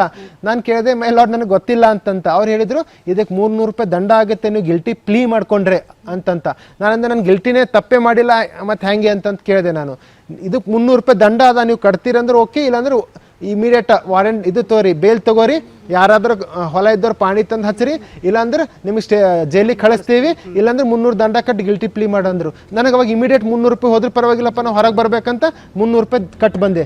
ಇವತ್ತಿನ ದಿವಸ ನಾನು ಅಫಿಡೇವಿಟಲ್ಲಿ ಬರೆಯೋ ಗೊತ್ತಾಗ್ತಾ ಇದೆ, ಗಿಲ್ಟಿ ಪ್ಲೀ ಮಾಡಿದ್ರು ನಾನು ಸಿದ್ಧ ದೋಷಿ ಅಂತ. ಸೊ ನಾನು 300 ರೂಪಾಯಿ ದೊಡ್ಡದಲ್ಲ, ಬಟ್ ನಾನು ಇವ್ರಿಗೋಸ್ಕರ, BJPಗೋಸ್ಕರ, ಉಮೇಶ್ ಜಾಧವ್ಗೋಸ್ಕರ, ಭಗವಂತ್ ಖೂಬಾಗೋಸ್ಕರ ನಾನು ಗಿಲ್ಟಿ ಪ್ಲೀ ಮಾಡಬೇಕಾಯಿತು, 300 ರೂಪಾಯಿ ಕಟ್ಟಬೇಕಾಗಿತ್ತು. ಇವತ್ತಿನ ದಿವಸ ನಾನು ಪಾರ್ಟಿಗಿಂತ ಹೆಚ್ಚಿಗೆ ನನಗೆ ದ್ವೇಷ ಇರೋದು BJP ಲೀಡರ್ಸ್ ಮೇಲಿದೆ. ಇವ್ರಿಗೋಸ್ಕರ ನಾನು ಸುಮಾರು ಕಾಂಗ್ರೆಸ್ ನಾಯಕರು ಅಪವಾದ ಕತ್ಕೊಂಡೆ, ಜಗಳ ಮಾಡಿಕೊಂಡೆ, ಎಲ್ಲ ಮಾಡಿದೆ. ಅವ್ರು ಗೆದ್ದು ಬಂದರು. ನಮಗೆ ಏನು ಹೇಳಿದ್ರು ಇವರು, ನೀವು ಕಾಯಿದ್ದೀರಾ, ಹೂ ಮಾಡ್ತೀವಿ ಅಂತ ಕತೆ ಹೇಳಿದರು. 5 ವರ್ಷ ಸೆಂಟ್ರಲ್ ಮಿನಿಸ್ಟರ್ ಆದರು ಭಗವಂತ್ ಖೂಬಾ ಅವರು. ಉಮೇಶ್ ಜಾಧವ್ ಅವರು ಟೂರ್ ಮೇಲೆ ಟೂರ್, ಇಲ್ಲಿದ್ದರೆ ಮುಂಬೈ ಇರ್ತಾರೆ, ಮುಂಬೈ ಇದ್ರೆ ಪುಣೆ ಇದ್ರೆ ಡೆಲ್ಲಿ ಇರ್ತಾರೆ, ಬರೀ ಅದೇ ಮಾಡಿದರು. ಇಲ್ಲಿನ ಕಾರ್ಯಕರ್ತರು ಯಾರು ಮುಂದೆ ಬರಬಾರ್ದು, ಹುಷಾರಾಗಬಾರ್ದು, ತಾವೇ ಹುಷಾರಾಗಬೇಕು, ತಾವೇ ಮುಂದೆ ಹೋಗಬೇಕು, ಅದು ಒಂದೇ ಅಜೆಂಡಾ ಇದೆ. ಅದಕ್ಕೋಸ್ಕರ ನಾನು ಇವತ್ತಿನ ದಿವಸ ನಾನು ಎಲ್ರಿಗೂ ಎದುರು ಹಾಕೊಂಡಿದ್ದೀನಿ, BJP, ಕಾಂಗ್ರೆಸ್, JDS ಎಲ್ರಿಗೂ ಎದುರು ಹಾಕೊಂಡ್ಬಿಟ್ಟು ನನ್ನ ಪೊಲಿಟಿಕಲ್ ಭವಿಷ್ಯ ಕಟ್ಕೋಬೇಕು ಮತ್ತು ಜನರ ಕೂಗಾಗಬೇಕಂತ ನಾನು ಅದಕ್ಕೋಸ್ಕರ MRMC ಇಶ್ಯೂ ಬಂದಾಗೂ ಪೂರ ಧೈರ್ಯವಾಗಿ state level, national level pressure ಬಂದರೂ ನಾನು ಹ್ಯಾಂಡಲ್ ಮಾಡಿಬಿಟ್ಟು ನಾನು ಅದಕ್ಕೊಂದು ಲಾಜಿಕಲ್ ಎಂಡ್ ಮಾಡಿದೆ. ಮತ್ತು ಕಾರ್ಪೊರೇಷನ್ ಕಮಿಷನರು ಭ್ರಷ್ಟ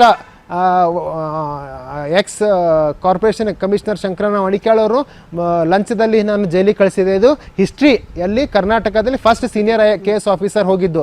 ನಿನ್ನೆ ದಿವಸನೂ ನಾನು ಇಬ್ಬರಿಗೆ 5,000 ರೂಪಾಯಿ SSLC ಮಾಸ್ಕ ಡೂಪ್ಲಿಕೇಟ್ ಕೊಡೋಕ್ಕೆ ದುಡ್ಡು ತೊಗೊಂಡಾಗ ಹಿಡ್ಕೊಟ್ಟಿದ್ದೀವಿ. ಅಂದರೆ ತಿಂಗಳೇ ಒಂದು 2-3 ಹಿಡ್ಕೊಡ್ತಿರ್ತೀವಿ ಕರಪ್ಷನಲ್ಲಿ. ಮತ್ತು ವೇರಿಯಸ್ ಕೆರೆ 3 ವರ್ಷದಿಂದ ಗುಲ್ಬರ್ಗ ಕೆರೆ ಬಂದು ಬಿದ್ದಿತ್ತು. ಹೋರಾಟ ಮಾಡಿದ್ಮೇಲೆ ಇವತ್ತಿನ ದಿವಸ ಕೆರೆ ಓಪನ್ ಆಗಿದೆ, ಪಕ್ಕಕ್ಕೆ ಹೂಳೆತ್ತೋ ಕಾರ್ಯಕ್ರಮ ನಡೀತಾ ಇದೆ. ನಾಡ ಕಚೇರಿಯಲ್ಲಿ ದಿನ 1,000-2,000 ಅಪ್ಲಿಕೇಶನ್ ಬರುತ್ತೆ. 371J ಇರ್ಬೋದು, ಕಾಸ್ಟ್ ಇನ್ಕಮ್ ಇರ್ಬೋದು, ಎಲ್ಲ ಅಲ್ಲಿ ಕರಪ್ಷನ್ ನಡೀತಾ ಇತ್ತು. ನಾವು ಸುಮಾರು ಹೋರಾಟ ಮಾಡಿ ಸ್ಟಿಂಗ್ ಆಪರೇಷನ್ ಮಾಡಿ ಲೋಕಾಯುಕ್ತ ರೇಡ್ ಮಾಡಿಸಿ ಎಲ್ಲ ಮಾಡಿಸಿ ಇವತ್ತಿನ ದಿವಸ ಕರಪ್ಷನ್ ಫ್ರೀ ಆಗಿದೆ ಹುಡುಗರಿಗೂ. ಈ ಥರ ನಾವು ಎಲ್ಲ ಕಡೆ ಕಾರ್ಯಕ್ರಮ ಮಾಡ್ತಾ ಇದ್ದೀವಿ. ನಮ್ಮದು ಒಂದೇ ವಿಚಾರ ಅಂದರೆ ಕರಪ್ಷನ್ ಫ್ರೀ ಆದಾಗ ಮಾತ್ರ ನಮ್ಮ ದೇಶ ಸುಧಾರಣೆ ಆಗುತ್ತೆ, ಸಿಸ್ಟಮ್ ಸುಧಾರಣೆ ಆಗುತ್ತೆ. ಮತ್ತು ಗ್ರಾಜ್ಯುಯೇಟ್ಸ್ ಅವೇರ್ ಆದಾಗ ಮಾತ್ರ ಒಂದು ಒಳ್ಳೆ ಎಲೆಕ್ಟೆಡ್ ರಿಪ್ರೆಸೆಂಟೇಟಿವ್ ಗೆದ್ದು ಬಲ್ತಾರೆ, ನ್ಯಾಯ ಸಿಗುತ್ತೆ ಅಂತ. ತಮಗೆ ಇಲ್ಲಿ ಸರ್ಕಾರಿ ನೌಕರರು ಬಂದಾಗ ಒಬ್ಬರಿಗೆ 2 ಚಾರ್ಜು 3 ಚಾರ್ಜ್ ಇವೆ. ಖಾಲಿ ಹುದ್ದೆಗಳು ಇದ್ದರೂ ಕೂಡ ಇಲ್ಲಿ ಯಾಕೆ ಹುದ್ದೆಗಳನ್ನು ಭರ್ತಿ ಮಾಡಬೇಕಂದ್ರೆ ಶಾಸಕರಾಗಲಿ, ಇಲ್ಲಿ MLCಗಳಾಗಲಿ, MP ಗಳು ಯಾಕೆ ಪ್ರಭಾವ ಬೀರ್ತಾ ಇಲ್ಲ ಅಂತ? ಸರ್, ಅವರಿಗೆ ಯಾರೇ MLA, MLC, MP ಆದರೆ ಅವ್ರು 3 ತಿಂಗಳು ಏನು ಕ್ಯಾಂಪೇನ್ ಮಾಡ್ತಾರೆ ಎಲೆಕ್ಷನ್ ಪೂರ್ವದಲ್ಲಿ, ಆವಾಗ ಅಷ್ಟೇ ಅದಕ್ಕೇನಂತಾರೆ ಕಚ್ಚಿಗೆ ಮಚ್ಚಿ ಹಿಡ್ಕೊಂಡು ಓಡಾಡ್ತಾರಂತ ನಮ್ಮ ಪೂರ್ವಜನಿಕರು ಹೇಳ್ತಾರಲ್ಲ, ಅಷ್ಟು ಸ್ಪೀಡ್ ಅಥವಾ ಅಷ್ಟು ಇಂಟ್ರೆಸ್ಟ್ ಇರ್ತದೆ. ಗೆದ್ದು ಬಂದ್ಬಿಡಕ್ಕೆ ಸರ್ಟಿಫಿಕೇಟ್ ತೊಗೊಂಡು ಬೀರುದಾಗ ಇಡ್ತಾರೆ, ಅಲ್ಲಿ ಹೋಗಿ ಪ್ರಮಾಣ ವಚನ ತೊಗೊಂಡ್ಬಿಡಕ್ಕೆ ರೊಕ್ಕ ಹೆಂಗೆ ಗಳಿಸ್ಬೇಕು, ಯಾರು ಟ್ರಾನ್ಸ್ಫರ್ ಯಾವಾಗ ಮಾಡ್ಬೇಕು, ಹೆಂಗೆ ಮಾಡ್ಬೇಕು, ನನಗೆ ಏಟ್ ಸಿಗ್ತಾವ, ಅದು ಒಂದೇ ದಂಧ. ಇಲ್ಲಾಂದ್ರೆ ಯಾಕೆ ಗುತ್ತೇದಾರಿಕಿದಾಗ ಯಾಕೆ ಗುತ್ತೇದಾರಿ ಕೆಲಸ ಇಸ್ಕೊಡ್ಬೇಕು, ನಾ 8% ತಿನ್ನಿಸ್ಬೇಕು, ನಾ 8 ಗಳಿಸ್ಬೇಕು, ಮುಂದೆ ಎಲೆಕ್ಷನ್ ಕೇಟ್ ಖರ್ಚು ಮಾಡಬೇಕು, ಯಾರು ಓಟ್ ಹಾಕ್ಸ್ತಾರೆ ಕೀ ವೋಟರ್ಸ್ ಇರ್ತಾರೆ ಅವ್ರದ್ದೇ ಕೆಲಸ ಮಾಡಿಕೊಡ್ಬೇಕು. ಇದು ಇಷ್ಟೇ ಇದೆ ವಿಚಾರ. ಅದು ಬಿಟ್ಟು ಮತ್ತು ಅವ್ರದ್ದು ಏನೂ ಇಲ್ಲ.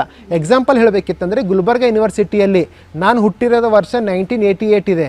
1988 ಆದಮೇಲೆ ಇಲ್ಲಿವರೆಗೆ ಗುಲ್ಬರ್ಗ ಯೂನಿವರ್ಸಿಟಿಯಲ್ಲಿ ಯಾವುದೇ ಒಂದು ಖಾಲಿ ಇರುವ ಹುದ್ದೆಗಳನ್ನು ಭರ್ತಿ ಮಾಡಿಲ್ಲ. ಅಂದರೆ 36 ವರ್ಷ ಆದ್ರೂ ಖಾಲಿ ಹುದ್ದೆಗಳನ್ನು ಭರ್ತಿ ಮಾಡೋಕ್ಕೆ ನಮ್ಮ ಭಾಗದ MP, MLA, MLC ಯಾರೂ ಇಂಟ್ರೆಸ್ಟ್ ತೋರಿಸಿಲ್ಲ.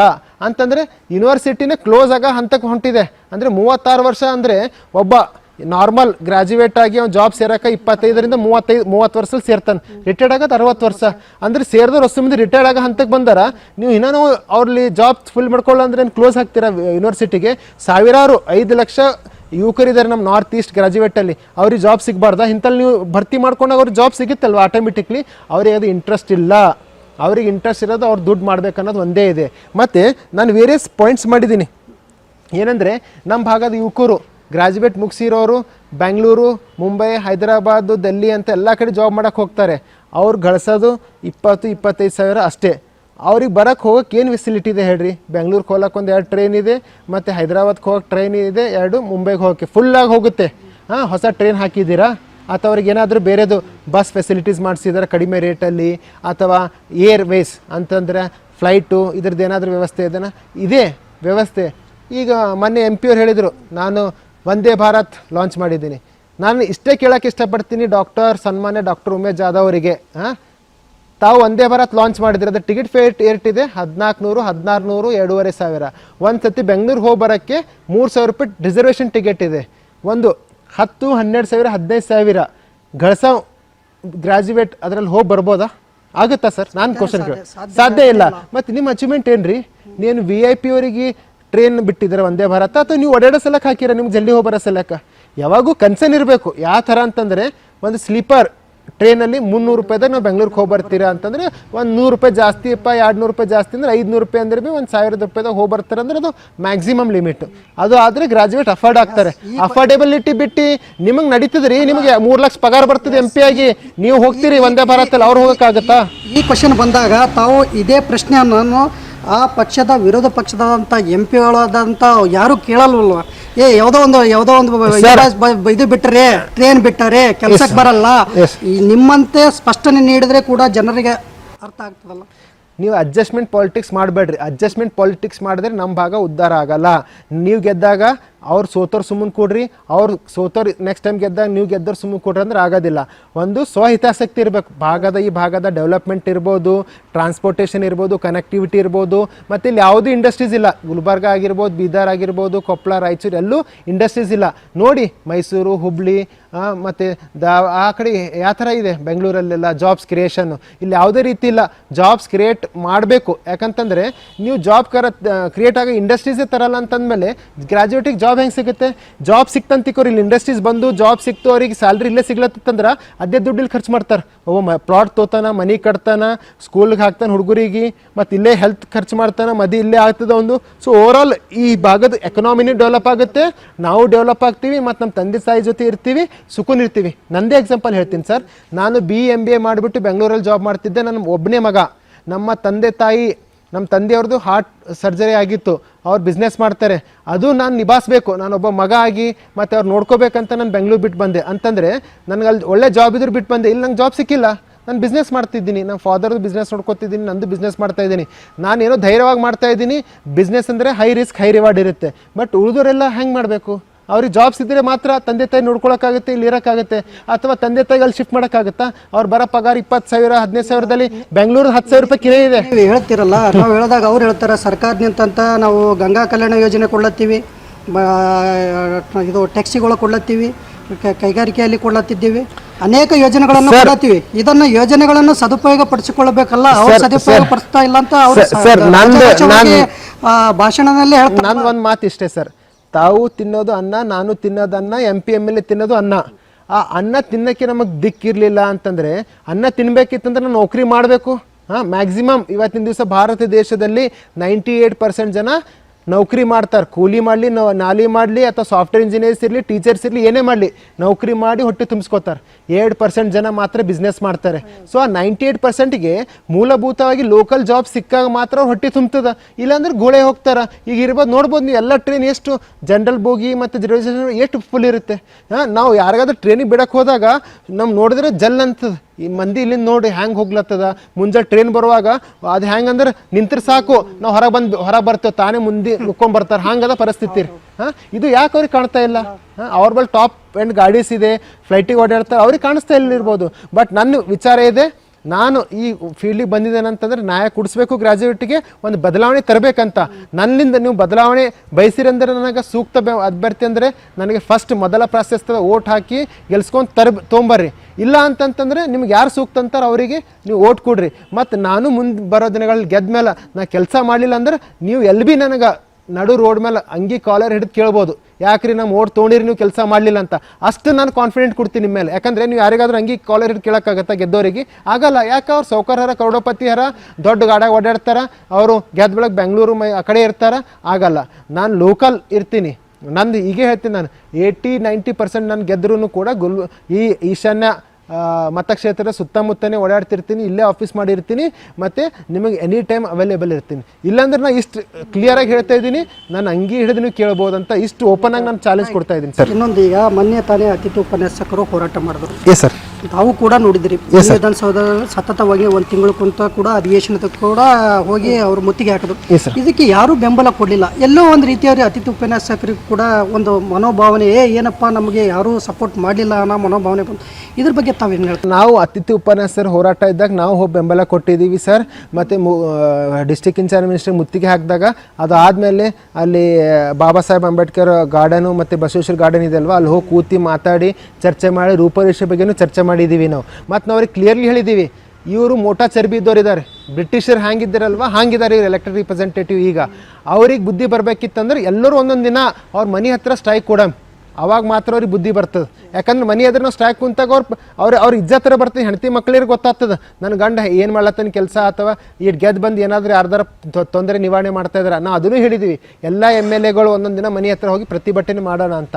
ಅವರು ಯಾವುದೇ ರೀತಿ ಅತಿಥಿ ಉಪನ್ಯಾಸಕರು ಇರ್ಬೋದು, ಪ್ರೈವೇಟ್ ಟೀಚರ್ಸ್ದು ಸ್ಯಾಲ್ರಿ ಒಳ್ಳೆ ರೀತಿ ಸಿಗಬೇಕನ್ನೋದೊಂದು ಇಚ್ಛಾ ಕೊರತೆ ಅವ್ರದ್ದು ಇಲ್ಲೇ ಇಲ್ಲ ಸರ್, ಟೋಟಲಿ ಸರ್.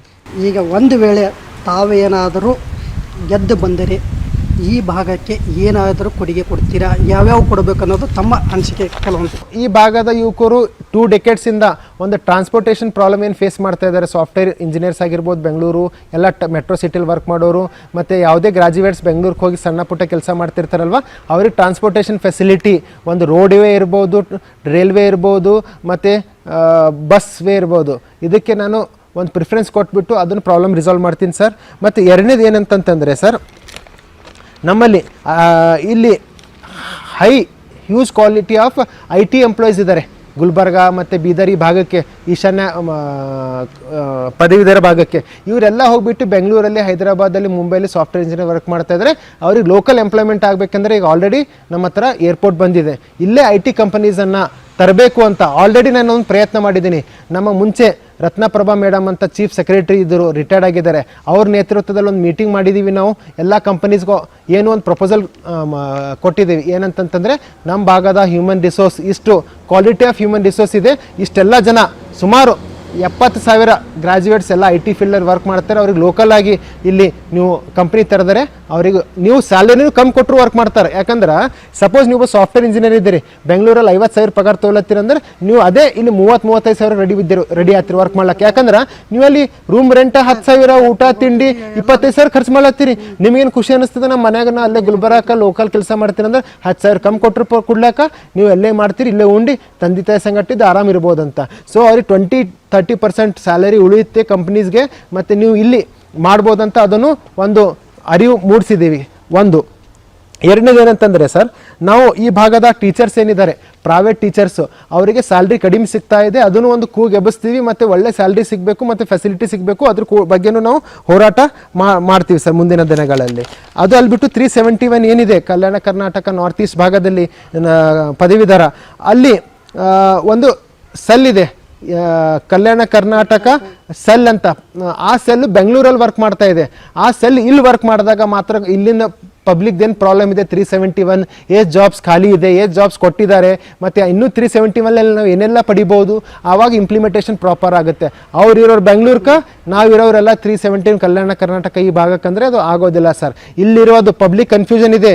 ಇಲ್ಲಿ ಗುಲ್ಬರ್ಗಾದಲ್ಲಿರೋದು head office Kalyana Karnataka regional development board, Kalyana Karnataka ಅಭಿವೃದ್ಧಿ ಮಂಡಳಿ, ಅದಕ್ಕೆ 5,000 ಕೋಟಿ ಬಜೆಟ್ ಬರ್ತದೆ. ಅದೇ ಬೇರೆ 371 ಏನಿದೆ ಪ್ರಕೋಷ್ಠ ಸೆಲ್ ಅದೇ ಬೇರೆ.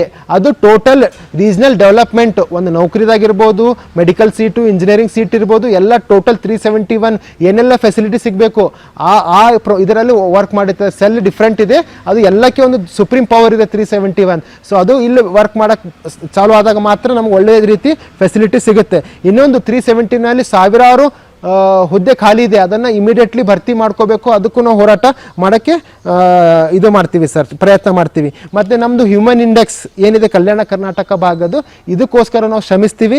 ಪರ್ ಕ್ಯಾಪಿಟಲ್ ಇನ್ಕಮ್ ಈ ಕಂಪೇರ್ ಮಾಡಿದರೆ ಬೇರೆ ಬೇರೆ ಡಿಸ್ಟ್ರಿಕ್ಕು ಕರ್ನಾಟಕದಲ್ಲಿ ಬೆಂಗಳೂರು, ಮೈಸೂರು, ಹುಬ್ಳಿದೆಲ್ಲ ಅವ್ರ ಗಳಿಕೆನೇ 40,000 50,000 ಪರ್ ಕ್ಯಾಪಿಟಲ್ ಪರ್ ಫ್ಯಾಮಿಲಿದಿದೆ. ನಮ್ಮದು ಬಂದಾಗ 8,000 10,000 ಒಂದು ಮುಟ್ತೀವಿ. ಅಂದರೆ ಪರ್ ಪರ್ಸನ್ ಈ ಭಾಗದಲ್ಲಿ ಗಳಿಸೋರು 8,000 ರಿಂದ 10,000 ತಿಂಗಳಿಗಂತೆ ಎವರೇಜ್ ಪರ್ ಕ್ಯಾಪಿಟಲ್ ಇನ್ಕಮ್ ಅಂತಾರೆ. ಅದು ಜಾಸ್ತಿ ಆಗಬೇಕು, ಅವಾಗ ಮಾತ್ರ ನಾವು ಇಲ್ಲಿ ಖರ್ಚು ಮಾಡ್ಬೋದು, ಆರ್ಥಿಕವಾಗಿ ಸಬಲರಾಗ್ಬೋದು ಸರ್. ಅದು ಬಿಟ್ಟು ನಾವು ಇಲ್ಲಿವರೆಗೂ ಸರ್ ಏನು ಗೌರ್ಮೆಂಟ್ ಸ್ಕೂಲ್ಸ್ ಇದೆ, ಆ ಗೌರ್ಮೆಂಟ್ ಸ್ಕೂಲ್ಸ್ ಅವರಿಗೆ ಟೀಚಿಂಗ್ ಏಡ್ಸು ಇಲ್ಲ. ಅಂದರೆ ಟೀಚಿಂಗ್ ಏಡ್ಸ್ ಅಂದರೆ ಹುಡುಗರು ಈಸಿಲಿ ಕಲಿಬೋದು, ಮತ್ತು ಟೀಚಿಂಗ್ ಮೆಥಡಾಲಜಿ ಟ್ರೈನಿಂಗ್ ಕೊಡಬೇಕು ಅವರಿಗೆ, ಆವಾಗ ಮಾತ್ರ ಗೌರ್ಮೆಂಟ್ ಟೀಚರ್ಸು ಒಳ್ಳೆ ರೀತಿ ಕಲಿಸ್ಬೋದು. ಇದಕ್ಕೂ ನಾವು ನಮ್ಮ ಪ್ರಾಮಾಣಿಕ ಪ್ರಯತ್ನ ಮಾಡ್ತೀವಿ ಸರ್. ಮತ್ತು ಈ ಭಾಗಕ್ಕೆ ಒಂದು ಇಂಡಸ್ಟ್ರೀಸ್ ಬಂದಾಗ ಮಾತ್ರ ನಮ್ಮ ಎಂಪ್ಲಾಯ್ಮೆಂಟ್ ಕ್ರಿಯೇಟ್ ಆಗುತ್ತೆ, ನಮ್ಮ ಆರ್ಥಿಕವಾಗಿ ನಾವು ಸ್ಟ್ರಾಂಗ್ ಆಗ್ತೀವಿ, ಗ್ರಾಜ್ಯುಯೇಟ್ಸ್ಗೆ ನ್ಯಾಯ ಸಿಗುತ್ತೆ. ಇದಕ್ಕೋಸ್ಕರನೂ ನಾವು ವರ್ಕ್ ಮಾಡ್ತೀವಿ ಸರ್. ಅದು ಬಿಟ್ಟು ನಾವು ಈ ವೇರಿಯಸ್ ಯೂನಿವರ್ಸಿಟಿದಲ್ಲೂ ಜಾಬ್ಸ್ ಖಾಲಿ ಇದೆ, ಅದಕ್ಕೋಸ್ಕರ ನಾವು ಹೋರಾಟ ಮಾಡ್ತೀವಿ ಸರ್ ಮುಂದಿನ ದಿನಗಳಲ್ಲಿ. ಅದು ಬಿಟ್ಟು ಪ್ರೀಮಿಯರ್ ಇನ್ಸ್ಟಿಟ್ಯೂಷನ್ಸ್ ಅಂತಂತಂದರೆ IIT ಮತ್ತು ಏಮ್ಸ್ ಮತ್ತು NIT ಇವೆಲ್ಲ ಇರೋದು ಬೆಂಗಳೂರು, ಮೈಸೂರು, ಹುಬ್ಳಿ ಕಡೆನೇ ಸರ್. ನಮ್ಮ ಭಾಗದಲ್ಲಿ ಪ್ರೀಮಿಯರ್ ಇನ್ಸ್ಟಿಟ್ಯೂಷನ್ಸ್ ಇಲ್ಲ. ನಮ್ಮ ಮಕ್ಕಳು ಯಾಕೆ ಒಳ್ಳೆ ಪ್ರೀಮಿಯರ್ ಇನ್ಸ್ಟಿಟ್ಯೂಷನಲ್ಲಿ ಗ್ರಾಜ್ಯುಯೇಷನು, ಪೋಸ್ಟ್ ಗ್ರಾಜ್ಯುಯೇಷನ್ ಕಲಿಬಾರ್ದು, ಅದಕ್ಕೋಸ್ಕರ ಪ್ರಾಮಾಣಿಕ ಪ್ರಯತ್ನ ಪಟ್ಟು ಈ ಭಾಗಕ್ಕೆ ನಾವು ಪ್ರೀಮಿಯರ್ ಇನ್ಸ್ಟಿಟ್ಯೂಷನ್ ತರೋಕ್ಕೂ ನಾನು ಹೋರಾಟ ಮಾಡ್ತೀನಿ ಅಂತ ತಮ್ಮ ಮೂಲಕ ಹೇಳೋಕ್ಕೆ ಇಷ್ಟಪಡ್ತೀನಿ ಸರ್. ಈಗ ಕೊನೆಯದಾಗಿ ನಿಮಗೆ ಕೊನೆಯ ಪ್ರಶ್ನೆ, ಪದವೀಧರರ ಮತ ಹಾಕೋರಿಗೆ ಏನನ್ನು ಹೇಳೋಕ್ಕೆ ಇಷ್ಟಪಡ್ತೀರಂತ ಕೊನೆಯ ಪ್ರಶ್ನೆ. ಯಾಕೆಂದರೆ ಈಗಾಗಲೇ ರಾಜಕೀಯ ಪ್ರಭಾವದಿಂದ ಓಟನ್ನು 2018ರಲ್ಲಿ ಕಳ್ಕೊಂಡಿದ್ದಾರೆ, ಒಳ್ಳೆಯ ಅಭ್ಯರ್ಥಿಯನ್ನು ಚೂಸ್ ಮಾಡಿಲ್ಲ ಅನ್ನೋ ತಮ್ಮ ನೋವನ್ನು ನಾವು ನೋಡಿದ್ದೆವು. ಈಗ ಅವರಿಗೆ ಕೊನೆಯದಾಗಿ ಏನು ಹೇಳೋಕ್ಕೆ ಇಷ್ಟಪಡ್ತೀರಂತ ಸರ್ ನೋಡ್ರಿ, ಗ್ರಾಜ್ಯುಯೇಟ್ ಎಲೆಕ್ಷನ್ ಬರೋದು 6 ವರ್ಷಕ್ಕೊಮ್ಮೆ ಸತಿ. ನಾವೊಬ್ಬ ಗ್ರಾಜ್ಯುಯೇಟ್ ಅಂದರೆ ಮುಗ್ಸೋಕ್ಕೆ ಮಿನಿಮಮ್ ಒಂದು 21ರಿಂದ 25 ವಯಸ್ಸುವರೆಗೂ ಮುಗಿಸ್ಬೋದು. ನಾನು ಸತಿ ಓಟ್ ಹಾಕ್ಬೋದು? 4 ಸತಿ, 5 ಸತಿ, 6 ಸತಿ. ನಾವು ಜೀವನದಾಗ ಮದುವೆ ಮಾಡ್ಕೊಂಬೋದು ಒಂದು ಸತಿ ಇದ್ದರೆ 10, 20, 50 ನೆಂಟಸ್ತ ನೋಡ್ತೀವಿ. ಆ ಥರ ಇವತ್ತಿನ ದಿವಸ ಇನ್ನೂ ವಿಡ್ರಾಲ್ ನಾಳೆಗಿದೆ. 26 ಜನ ನಾಮಿನೇಷನ್ ಹಾಕಿದ್ದಾರೆ, ಅದರಲ್ಲಿ 24 ಜನ ಇಂಡಿಪೆಂಡೆಂಟ್ ಇದ್ದಾರೆ. ನೀವ್ಯಾಕೆ ಒಂದು ಅರ್ಧ ಗಂಟೆ ಟೈಮ್ ತೊಗೊಂಡ್ಬಿಟ್ಟು ಯಾರ್ಯಾರು ಕ್ಯಾಂಡಿಡೇಟ್ ಹರ ಅವ್ರ ಬ್ಯಾಕ್ಗ್ರೌಂಡ್ ಏನಿದೆ, ಎಜುಕೇಷನ್ ಏನು ಓದಿದ್ದಾರೆ, ಎಜುಕೇಷನ್ ಬ್ಯಾಕ್ಗ್ರೌಂಡ್ ಏನಿದೆ, ಗ್ರಾಜ್ಯುಯೇಷನ್ ಮಾಡಿದ್ದಾರೆ ಇಲ್ಲ ಅಥವಾ ಪೋಸ್ಟ್ ಗ್ರಾಜ್ಯುಯೇಷನ್ ಮಾಡಿದಾರಾ ಅಥವಾ ಅವ್ರ ನಾಲೆಜ್ ಹೆಂಗಿದೆ, ಅವ್ರ ಪೂರ್ವಾಪರ ಇಲ್ಲಿವರೆಗೂ ಏನು ಸಮಾಜದ ಕೊಡುಗೆ ಕೊಟ್ಟಿದ್ದಾರೆ, ಕೆಲಸ ಮಾಡ್ಯಾರ ಮಾಡಿಲ್ಲ, ಮುಂದೆ ಅವ್ರ ಯೋಜನೆ ಏನಿದೆ, ಅವ್ರ ಮ್ಯಾನಿಫೆಸ್ಟೋ ಏನಿದೆ, ಮತ್ತು ಎಷ್ಟು ಪ್ರಾಮಾಣಿಕರಿದ್ದಾರೆ, ಓಟ್ ಹಾಕೊಂಡು ಓಡೋಗೋರಿದ್ದಾರಾ ಅಥವಾ ಓಟ್ ಹಾಕೊಂಡು ಕೆಲಸ ಮಾಡ್ತಾರಾ, ಇದು ಎಲ್ಲ ವಿಚಾರ ಮಾಡಿದಾಗ ಮಾತ್ರ ನೀವು ಒಬ್ಬ ಪ್ರಾಮಾಣಿಕ ವ್ಯಕ್ತಿಗೆ ಮತ್ತು ಅವನಿಗೆ ಕ್ವಶನ್ ಮಾರ್ಕ್ ಕೇಳ್ಬೋದು ಮುಂದೆ ಅಲ್ಲಿ ಅಂಥ ವ್ಯಕ್ತಿಗೆ ನೀವು ಗೆಲ್ಸ್ಕೊಂಡು ತರ್ಬೋದು. ಇಲ್ಲಾಂತಂದ್ರೆ ಅದೇ 500 ರೂಪಾಯಿ 1000 ರೂಪಾಯಿ ಕೊಟ್ಟು ನಾಳೆಗೆ ಅಂದರೆ ಇವತ್ತಿನ ದಿನ ಎಲೆಕ್ಷನ್ ರಾತ್ರಿ ದಿನ ಕಾಯಿನ್ಸ್ ಹಂಚಿ ಬೆಳ್ಳಿದು ಮತ್ತು 500-1000 ರೂಪಾಯಿ ಕೊಟ್ಬಿಟ್ಟು ಓಟ್ ತೊಗೊಂಡ್ಬಿಟ್ಟು ಅಲ್ಲಿ ಹೋಗಿ MLC ಪ್ರಮಾಣಕ್ಕೆ ತೊಗೋತಾರೆ. ಆಮೇಲೆ ನೀವ್ಯಾರು ಅವ್ರು ಯಾರು ಅದು ಅಂತಾರಲ್ಲ ರೀ, ಹೆಣ್ಣು ಯಾರಿಗೋ ಕೊಡ್ತಾರದು. ಎಕ್ಸಾಂಪಲ್ ಒಂದು ಕಾವತ್ತದ, ಅವ್ರು ಊರು ಬಿಟ್ಟು ಹೋಗ್ತಾರಂತಾರೆ, ಆಮೇಲೆ ಆಕಿಗೆ ಹೆಣ್ಮಗಳಿಗೆ ತವ್ರಿಗೆ ಬರೋಕ್ಕೂ ಚಾನ್ಸ್ ಇರಲ್ಲ. ಹಂಗೆ ನಾವು ಓಟ್ ಹಾಕ್ಬೇಕು, ಅವರು ಓಡ್ ಹೋಗ್ತಾರೆ MLC ಮನೆಗಿರ್ತಾರೆ. ಅವ್ರು ನೀವು ಎಲ್ಲಿ ಕೇಳ್ತೀರಿ, ಎಲ್ಲಿ ಅವೈಲೇಬಲ್ ಇರ್ತಾರೆ. ಆಮೇಲೆ ನಮ್ಮದು ಮೂಲಭೂತ ಹಕ್ಕನ್ನೇ ನಾವು ಮಾರ್ಕೊಂಡಂಗೆ ಆಗ್ತದೆ.